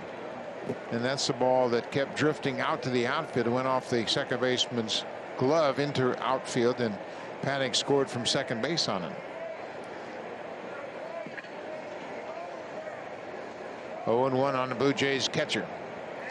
You know, Kirk would end up at third base on that pop up in the air by the second baseman, and then Kevin Biggio knocked him in with a sock fly to center. Scored a couple of runs tonight. And threw out his first base stealer of the season. Nailed Josh Harrison at second base with a strong throw. 7-3 Blue Jays, bottom of the 6th.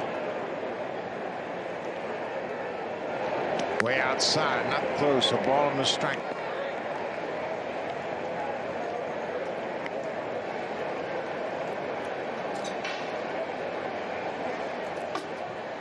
Kyle Finnegan loosening up down in the Nationals bullpen. Dave Martinez started Scherzer, and Scherzer didn't have his great stuff tonight. Eric Fetty is the scheduled starter for the Nationals tomorrow. He'll go up against the left-hander Steven Matz, who's off to a great start. Steven Matz is 4-0. Yeah, get this one tonight, and then worry about that one to try and sweep the series. I don't know if they're going to start that runner here. I don't know if the pitcher throws enough strikes to start the runner and play hit and run. 2-1, not running. And there's a breaking ball in there for a called strike 2. You know, Steven Matz, we mentioned he's starting tomorrow. You see he's there with Ryu and Ray, and it's really interesting. He has a 1-7 record against the Nationals. And I bet you they will be surprised when they see Steven Matz pitch tomorrow. They haven't seen this version of him, right?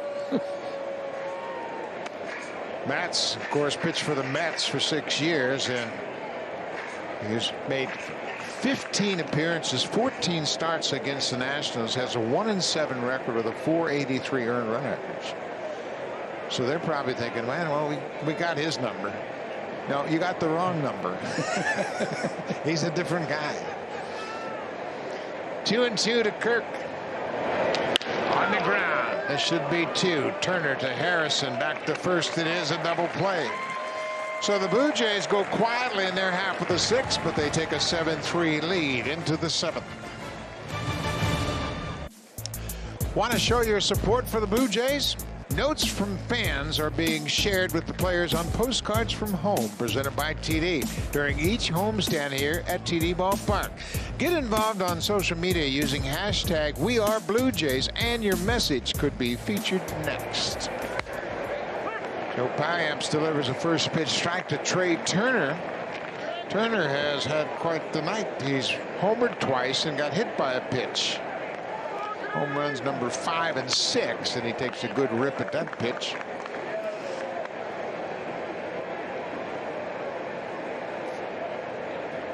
Six home runs, 10 RBIs for the Nationals shortstop. Remember last year the Blue Jays played 4 games at Nationals Park in Washington, and it was unusual. And there's a 3-pitch strikeout of Payamps. He used that hesitation there. I like how he's working quickly and he's throwing a lot of strikes. Watch the hesitation. That's just to screw up the timing of that hitter, and it works. Picks up his first strikeout of the night and sets down a pretty good hitter. First out of the 7th inning. The Blue Jays bullpen, we had talked about what a great year they're off to, a great start. They are 6-0 when leading after 7. And they have just not coughed up any leads. Yadiel Hernandez, run for 3. He had a solo home run in the 3rd. They went back to back in the 3rd inning. Trey Turner and Hernandez. There's a strike. 1-1 now to the right fielder. But I mentioned the series last year. It was a 4-game series. The Blue Jays were actually the home team in the last 2 games of that 4-game series. Tyler Chatwood warming up. And then you'll remember that after that series, the Blue Jays stayed in Washington because their next series was scheduled to be against the Philadelphia Phillies.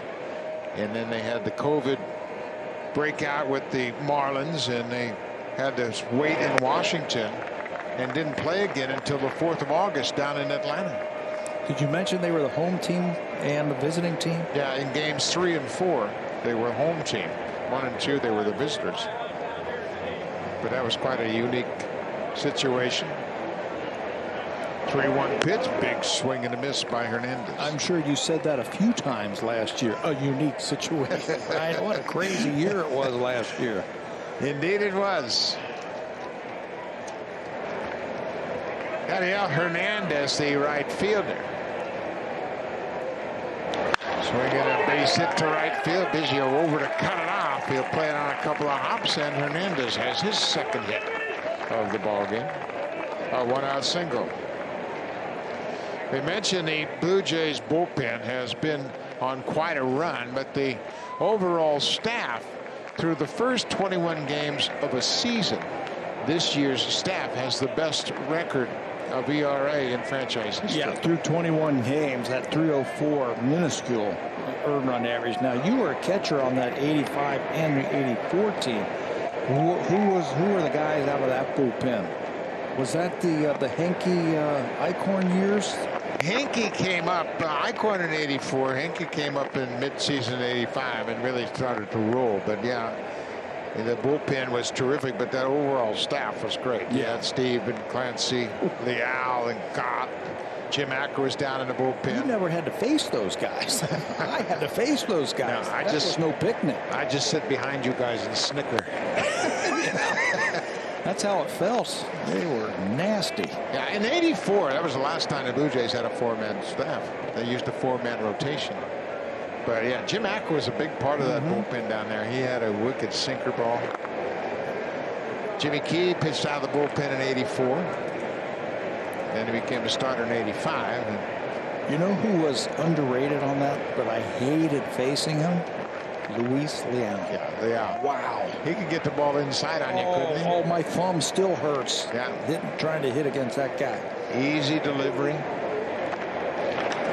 There's a drive to right. This is trouble. Up and out of here. Ryan Zimmerman goes opposite field. A 2-run home run. His 3rd of the season. RBIs number 4 and 5. And just like that, it's a 2-run game. Yeah, they're going to cut it. That lead right in half. Is there a theme that we have seen tonight? Home runs? Home run ball. Gets them to within 2. And that will be Pyamp's last pitch tonight.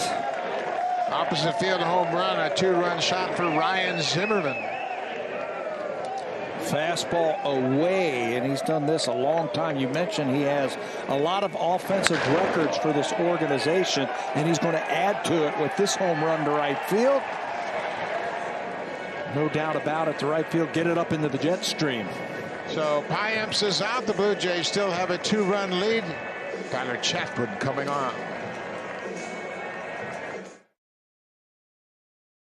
Game, making his 3rd appearance since coming off the IL. Chatwood confessed he was battling that soreness in his right triceps all through spring training. He told me it got to the point in the regular season where he wasn't able to throw the way he wanted to in between outings, so they made the decision to just take care of it so he can focus on pitching rather than not feeling 100% on the mound. Asked why he didn't deal with it at camp, Chatwood said, "I'm a competitor. I want to be with the guys. I want to compete." The good news is his recovery is now normal, even in between outings. There's no discomfort, and he is 100%, and he's pitching like it, Buck. 2 holds over the weekend versus the Tampa Bay Rays. Boy, he sure is pitching well, Hazel, and he got out of a tough situation in the 5th inning on Sunday when he herded runners at first and second and retired the next 3 in order, top of the order as well. And he's done a terrific job, and he's on here with 1 out and nobody on, facing Josh Bell. Bell is 0 for 3 with a strikeout so far tonight. He's late on that fastball at 90 miles an hour. Pat, would you describe Bell's swing kind of a long swing right now, like he's really kind of late on everything? Long and loopy, you know, getting under the ball, kind of scooping at it instead of driving through it. His swing plane is in and then it's out. And I think you have to pound him up when you see that kind of loopy swing like that. You can beat him with fastballs. Throw bad breaking balls, meaning don't throw for a strike. 2 balls and a strike, Chatwood. On in relief here in the 7th. Now it's 3-1. The big power bat on deck, and Kyle Schwarber.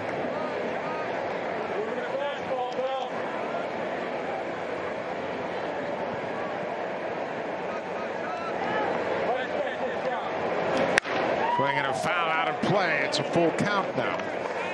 Bell has faced Chatwood. They both played in the National League. Chatwood was with Colorado and the Cubs, and Bell obviously with Pittsburgh.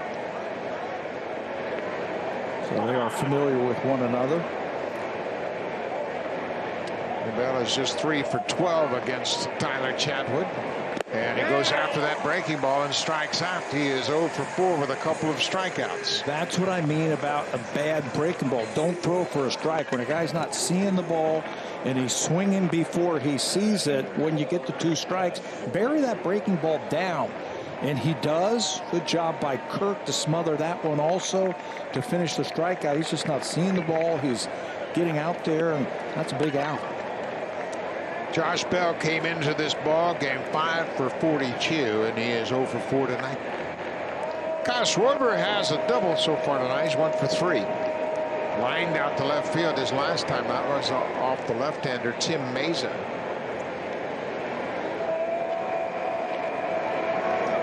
He takes the first pitch strike. Schwarber looks at a fastball in there for strike 1.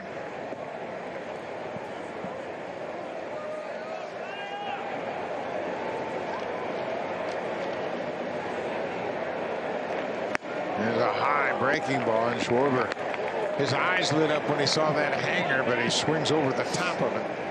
His eyes lit up because he's seen how the ball's flying out of here and trying to elevate that thing out of here.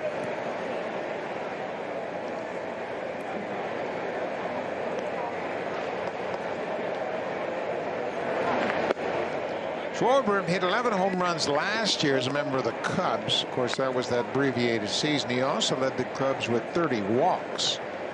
He's always had a real good eye at the plate, and he always knew that he is the threat to hit home runs. Kyle Finnegan continues to throw down in their bullpen, and there's an off-speed pitch. Schwarber strikes out. Another good job by Chatwood. He comes in and gets the final 2 batters in the 7th. We'll go to the bottom of the 7th. The Blue Jays still lead it.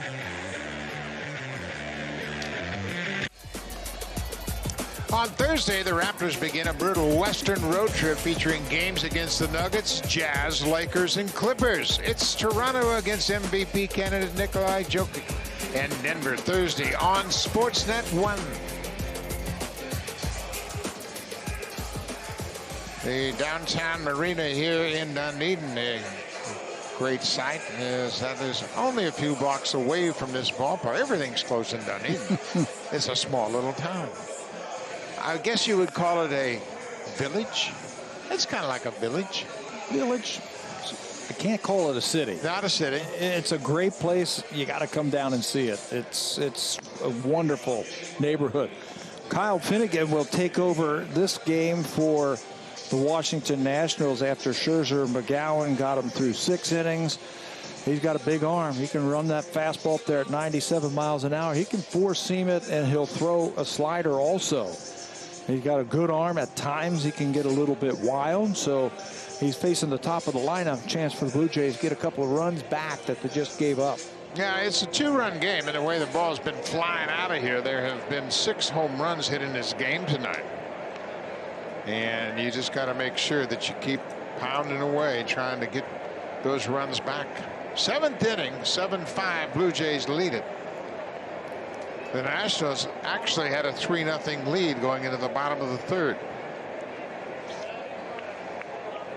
Cavan Biggio's had a perfect night at the plate. He had a bunt single in the 1st, had a single in the 3rd, and a sac fly in the 4th. Just get on base any way you can. Take your walks. He should just eyeball this guy here. Make him throw strikes. He can get wild at times. There's a fastball strike. He poured it right in there at 96 miles an hour.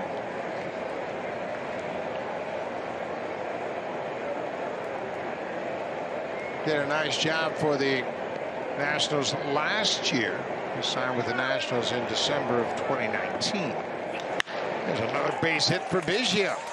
He's hustling up the line and turns aggressively. A 3-hit game for Cavan Biggio. I love the ease at which he swung that bat.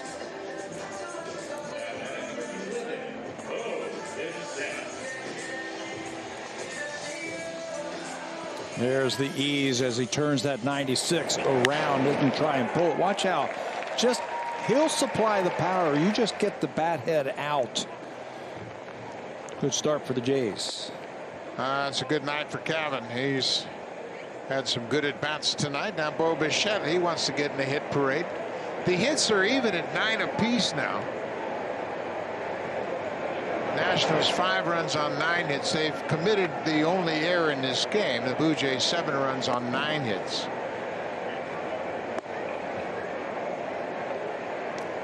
Vladdy Guerrero has driven in a career high tying 5 tonight. Bo Bichette. Ground ball towards short. Turning to second for 1, and that's all they'll get. Ball wasn't that sharply hit, and Bichette legs it out at first, so it's a fielder's choice. 6-4, and that'll bring Vladdy Guerrero to the plate.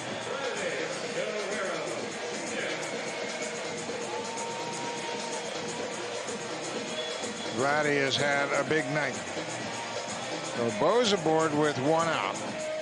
Vladdy hit into a double play his first time up, and then hit a grand slam in the 3rd, a solo shot leading off the 5th.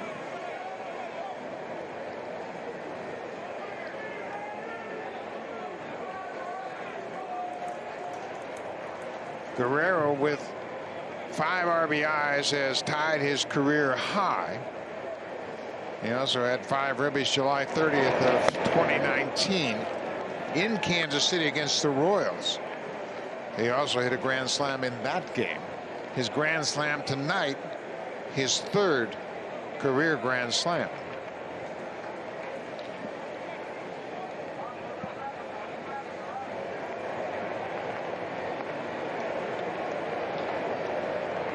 One and 0, 1 out.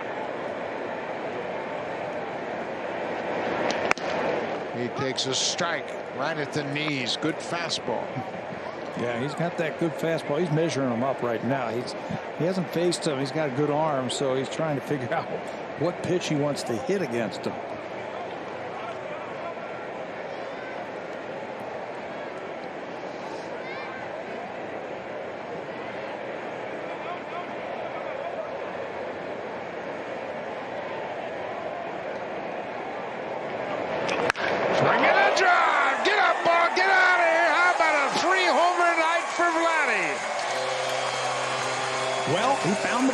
To hit. You know what's would have been the most impressive thing about what he has done tonight?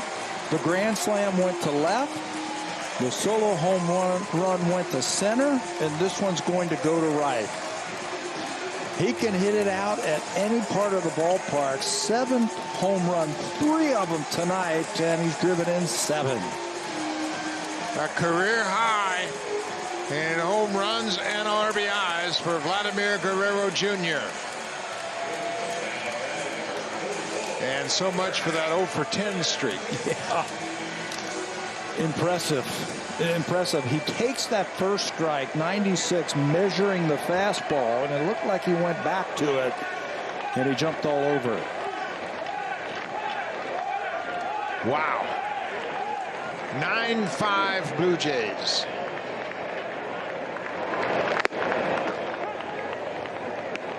Rowdy Tellez. He's 0 for 2 with a walk. Sometimes you can just feel, and you watch batting practice, and the rounds that he had today were impressive. Like we were saying earlier, off the batter's eye, on top of the batter's eye. Tellez takes strike 2 right at the knees.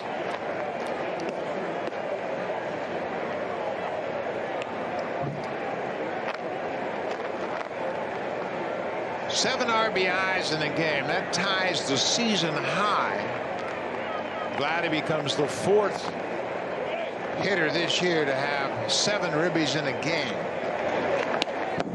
Adam Duvall of the Marlins drove in 7 against his former team, the Braves. Tyler Naquin of the Reds had 7 against the Pirates. And David Peralta of the Diamondbacks had 7 against the Reds. Now Vladdy's got 7. He's also the 3rd player this season with a 3-homer game. As Rowdy Tellez swings and misses, he strikes out.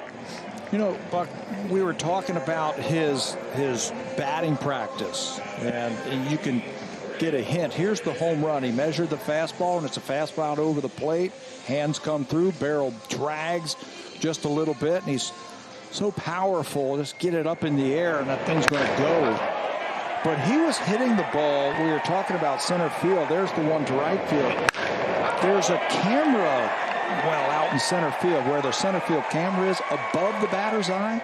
He was hitting it just below that in BP today. So you knew something special was going to happen.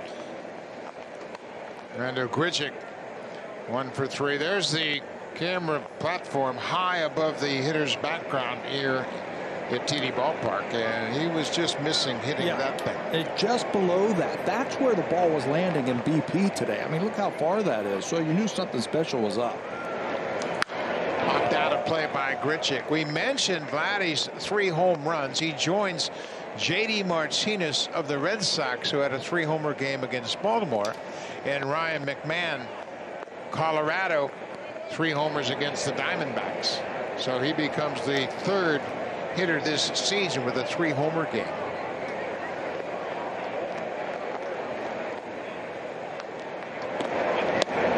Grichuk swings and misses. The last Blue Jay hitter to have 3 homers in a game was Kendrys Morales back on August 3rd, 2017 against the Orioles. Can he get one more at bat? I want to see 4.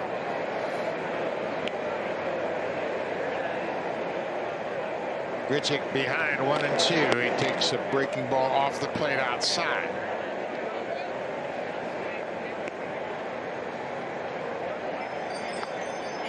Rowdy Tellez having a chat, talking home runs with Vladdy. No, I hit that one over there pretty good to right. No, you hit that one pretty good to center. Well, I think you hit the one to left pretty good too. 3 and 2 now to Grichuk.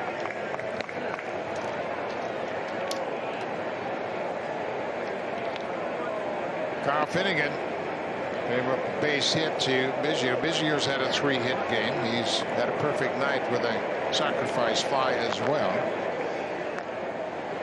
But it's all about Vladdy Guerrero Jr. Bouncing ball toward 3rd. Castro wide of 3rd. Long throw just in time. He gets him. The inning is over, but what a night it has been for Vladimir Guerrero Jr.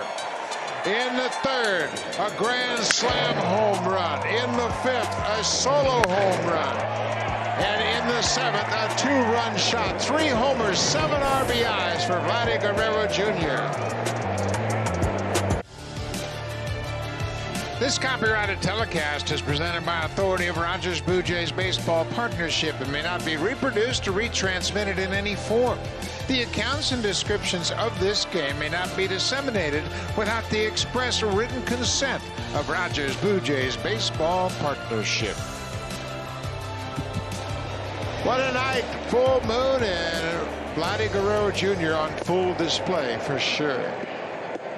What a ball game.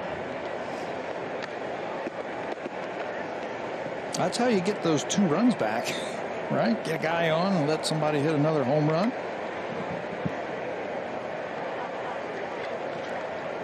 And Vladdy, we talked about Vladdy had a little bit of a slump. He went 0 for 10 and brought that into this game. He grounded into a double play his first at bat, and then, you know, he's a 3-run home run shy of a home run cycle. In one game. I know. Wow. Josh Harrison's the batter, facing Tyler Chatwood, and he waves at a breaking ball. He was looking for something else.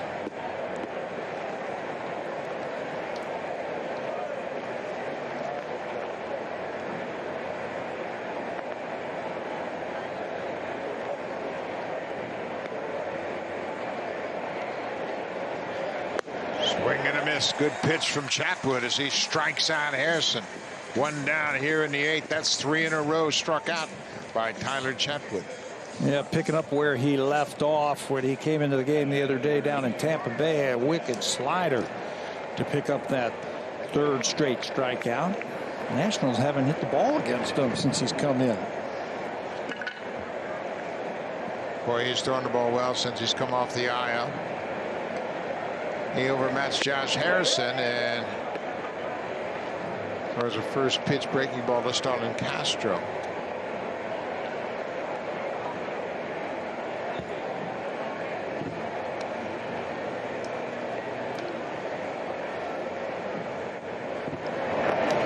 Big swing by Castro, fouled back out of play. Ball and a strike.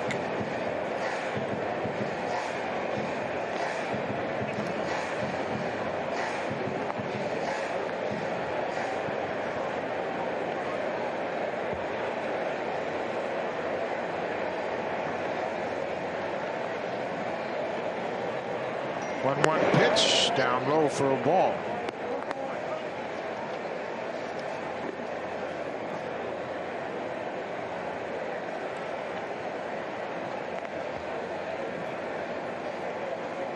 What a job the bullpen has done tonight. They said it was going to be a bullpen day.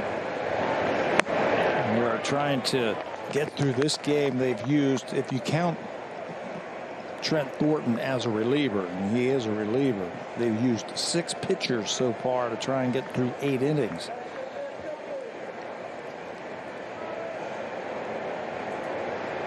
And this is a bullpen day, and they are on parade. 2-2. The appeal to first is denied. So it's a full count to the Nationals' third baseman. As we mentioned, Chatwood has struck out 3 in a row.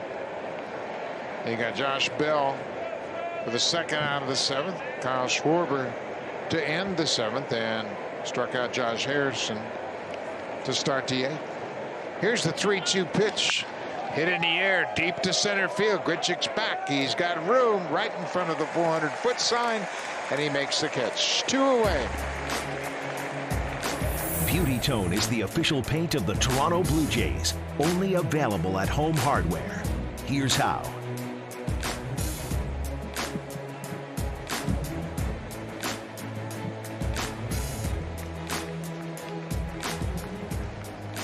So you can see the Blue Jays moving around on this shift as Alex Avila, the catcher, will step in with 2 outs. Nobody on. Charlie Montoyo, Pete Walker discussing their next move out of the bullpen. Chatwood has gone 4 outs since he's come into the game.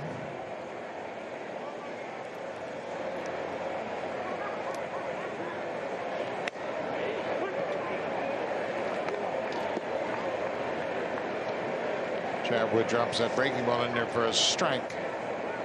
With so many relievers tonight, at some point, you have to start thinking about, okay, I got to save some of these guys for tomorrow in case Steven Matz, can't finish a game and go deep. Yeah, I think it's Ryan Barucki and David Phelps that are keeping back, and they'd just as soon stay away from Dolis tonight too. If you could do that, then you're in pretty good shape. Pretty good shape. You still have Jordan Romano. Yeah. So I think you might see Romano in this game just to get him back on track a little bit. 1-1 pitch to Avila outside, 2 balls and a strike. Also have Ty Tice down there, and he could work in this game, but I think you might see Romano next.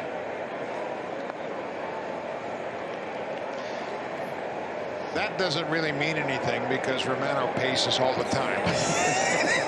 So we're not sure if he's been told that he's going to pitch yet. He's got his glove on. Well, yeah, but he does that all the time. He's a wanderer. Well, with the glove on, he's got the ball in his hand. He's probably been told, hey, you got the 9th inning. And now he's just getting mentally prepared.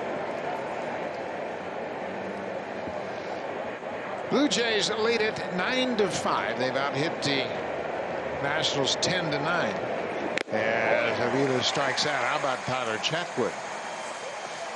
5 outs, 4 strikeouts for the big right-hander who will go to the bottom of the 8th. 9-5 Blue Jays. Vladimir Guerrero Jr., yeah, he's holding up 3 fingers because he has gone deep 3 times tonight. 3 home runs, 7 RBIs. Vladdy Guerrero is the youngest player to have a 3-homer, 7 RBI game since 1901. And he is special. He's off to a great start this year. And you just have to think about how dedicated he was in the offseason to prepare himself for this opportunity. And now he's going to go over and remind Gurriel about the pitcher, what he throws. So, yeah, as good a night as he's had, he's still being a terrific teammate. And helping. And how many 3 home run games did his dad hit? 0. How about that? Vladimir Guerrero Sr. never had a 3-homer game in his Hall of Fame career. This is Pablo Espino into the ball game to pitch to the Jays here in the bottom of the 8th. Marcus Semien had an 0-2 base hit his first time up, has gone 1 for 3 tonight. Big breaking ball, and that's what Vladdy was talking about. He said he throws a big curveball.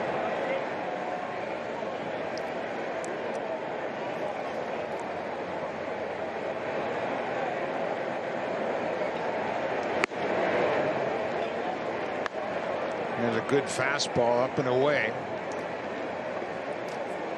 2 balls and a strike. Espino is the 4th Nationals pitcher to work. There's a high pop fly into shallow center. Robles coming in, still coming in. 1 out. Let's check in with Ben Wagner. Yeah, guys, an impressive night for Vladimir Guerrero Jr., to say the least. But maybe what's more impressive, the change from year 1 to year 3 with Vladimir Guerrero Jr. And the credit goes to Guillermo Martinez, the hitting coach. All of this change without actually changing the swing of Vladdy. And that's been the biggest difference, to keep the ball off the ground. And now we're seeing the same swing driving the baseball. Yeah, and you know what? I mean, Guillermo will tell you, yeah, he said I've maybe added a little bit, but Vladdy brought the tools and he brought the package, and there's no doubt about that. And we've been hearing about him since he was a preteen. And Guillermo does a great job with all these hitters, along with Dave Hudgens, who's put together more game planning this year. Hudgens in a little bit different role this season.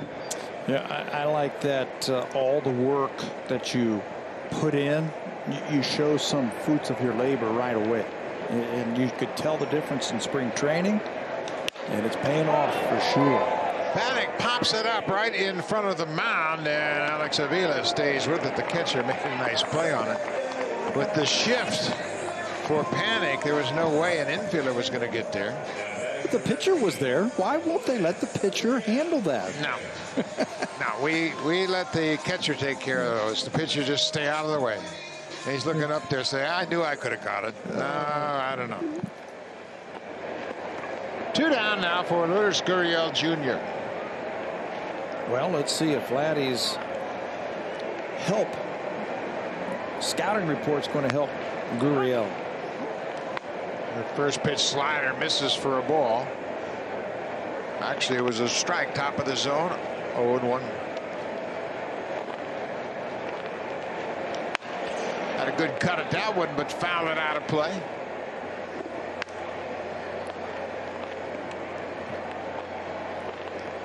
Jordan Romano, as we expected, along with Rafael Dolis. I think Romano is the first one they would use in this situation. 0-2, 2 outs. Way outside. Romano was activated in the Tampa Bay series on Saturday and made an appearance, and his control was off. He walked the first 2 batters he faced. The 3rd batter reached on an error, and he was out of the game. He was charged with 2 runs. So I'm sure they'd like to get him back on the mound. Yeah, in a non-pressure packed situation, a 4-run lead, or at least a 4-run lead. You know, get him some innings and get him back on track. Upstairs, it's 2 balls and 2 strikes.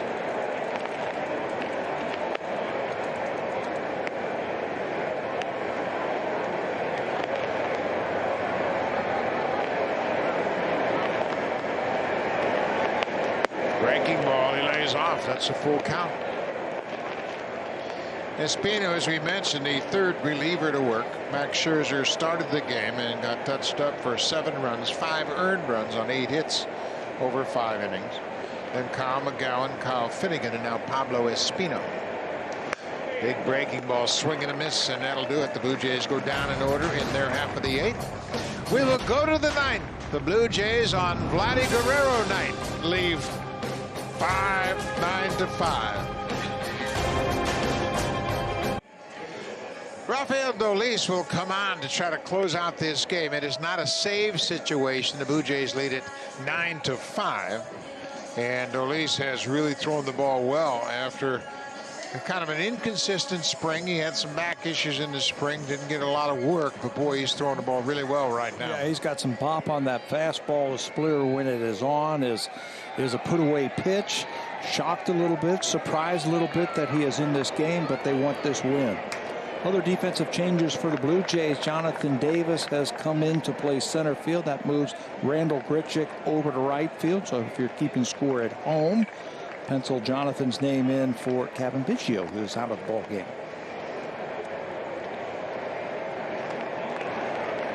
We want to welcome you that have been watching the Raptors game. And the Blue Jays, you have missed quite a ball game. Vladdy Guerrero has hit 3 home runs, including a grand slam. He has driven in 7 runs, and the Blue Jays are up 9-5 here in the top of the 9th. Rafael Dolis is the 7th Blue Jay pitcher to work here tonight. Trent Thornton started, and then it was a parade of relievers after that. Victor Robles takes a strike. It's 1-1 on the Nationals center fielder. They need some base runners. I think Dolis knows that. They were taking a strike. His fastball's got some movement on it too. It's back. It's back to where it was at the end of last season.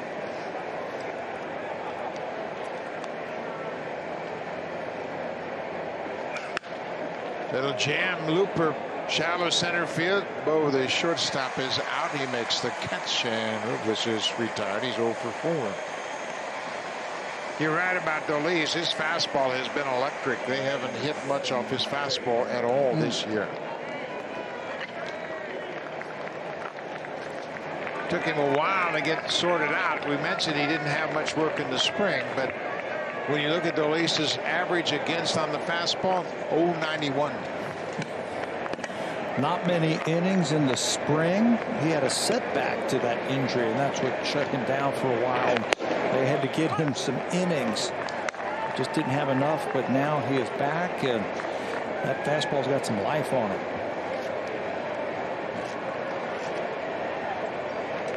Trey Turner, boy, he got off to a fast start. He homered in each of his first 2 at-bats, both against Trent Thornton, the starter. Then he was hit by a pitch and struck out.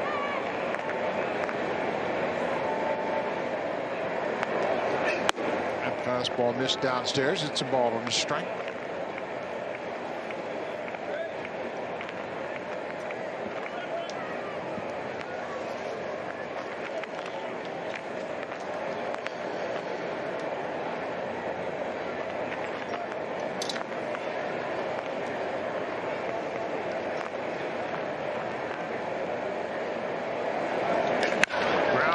Big hop to Bo Bichette. It's short. One hop across the diamond, and Guerrero handles it easily. 2 down. Steven Matz is the first pitcher in Jays history to win his first 4 starts. Can he make it 5? The final game of this short 2-game set tomorrow, 6:30 Eastern on SportsNet 1. Steven Matz off to a terrific start. He had a 7-win streak with the Mets early in his career, and he's off to a terrific start, trying to make it 5 straight to start his Blue Jays career. 2 down. Here's Yadiel Hernandez. He's had a 2-for-4 night with a home run.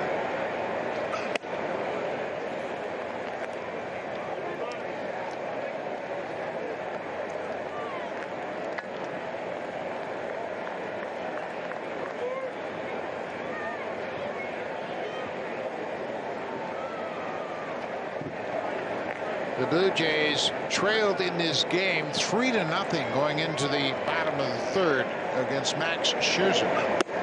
And Vladdy Guerrero hit a grand slam in the bottom of the 3rd, and the Blue Jays have never looked back. Yeah, that was it. The at bat before that, if you remember that, Bo Bichette battled and got a walk to load up the bases, and I think really set up that inning and set up that at bat for Guerrero. And he did the rest. 1-1 to Hernandez. He fouls it off. Now it's 1-2.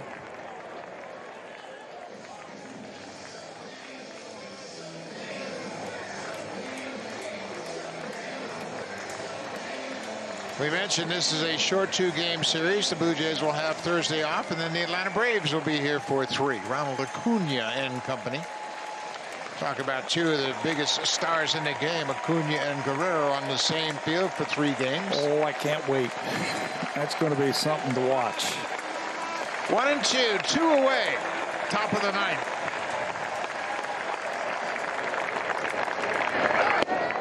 Inside, it's 2-2. Dolis with a long look in at the home plate umpire, Mark Wagner. Boy, he just missed. That's the life we were talking about with that fastball. 97 with some movement.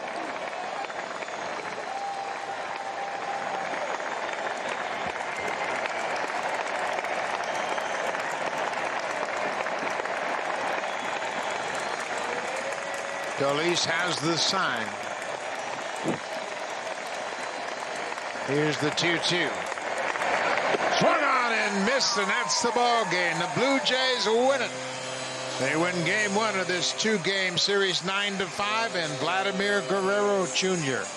A terrific 3-homer, 7 RBI night, and he did it all for the Blue Jays tonight. Yeah, he was the offensive star, and rightfully so, driving in 7 of the 9 runs. But how about the job that the bullpen does for Charlie Montoya? It's a bullpen day.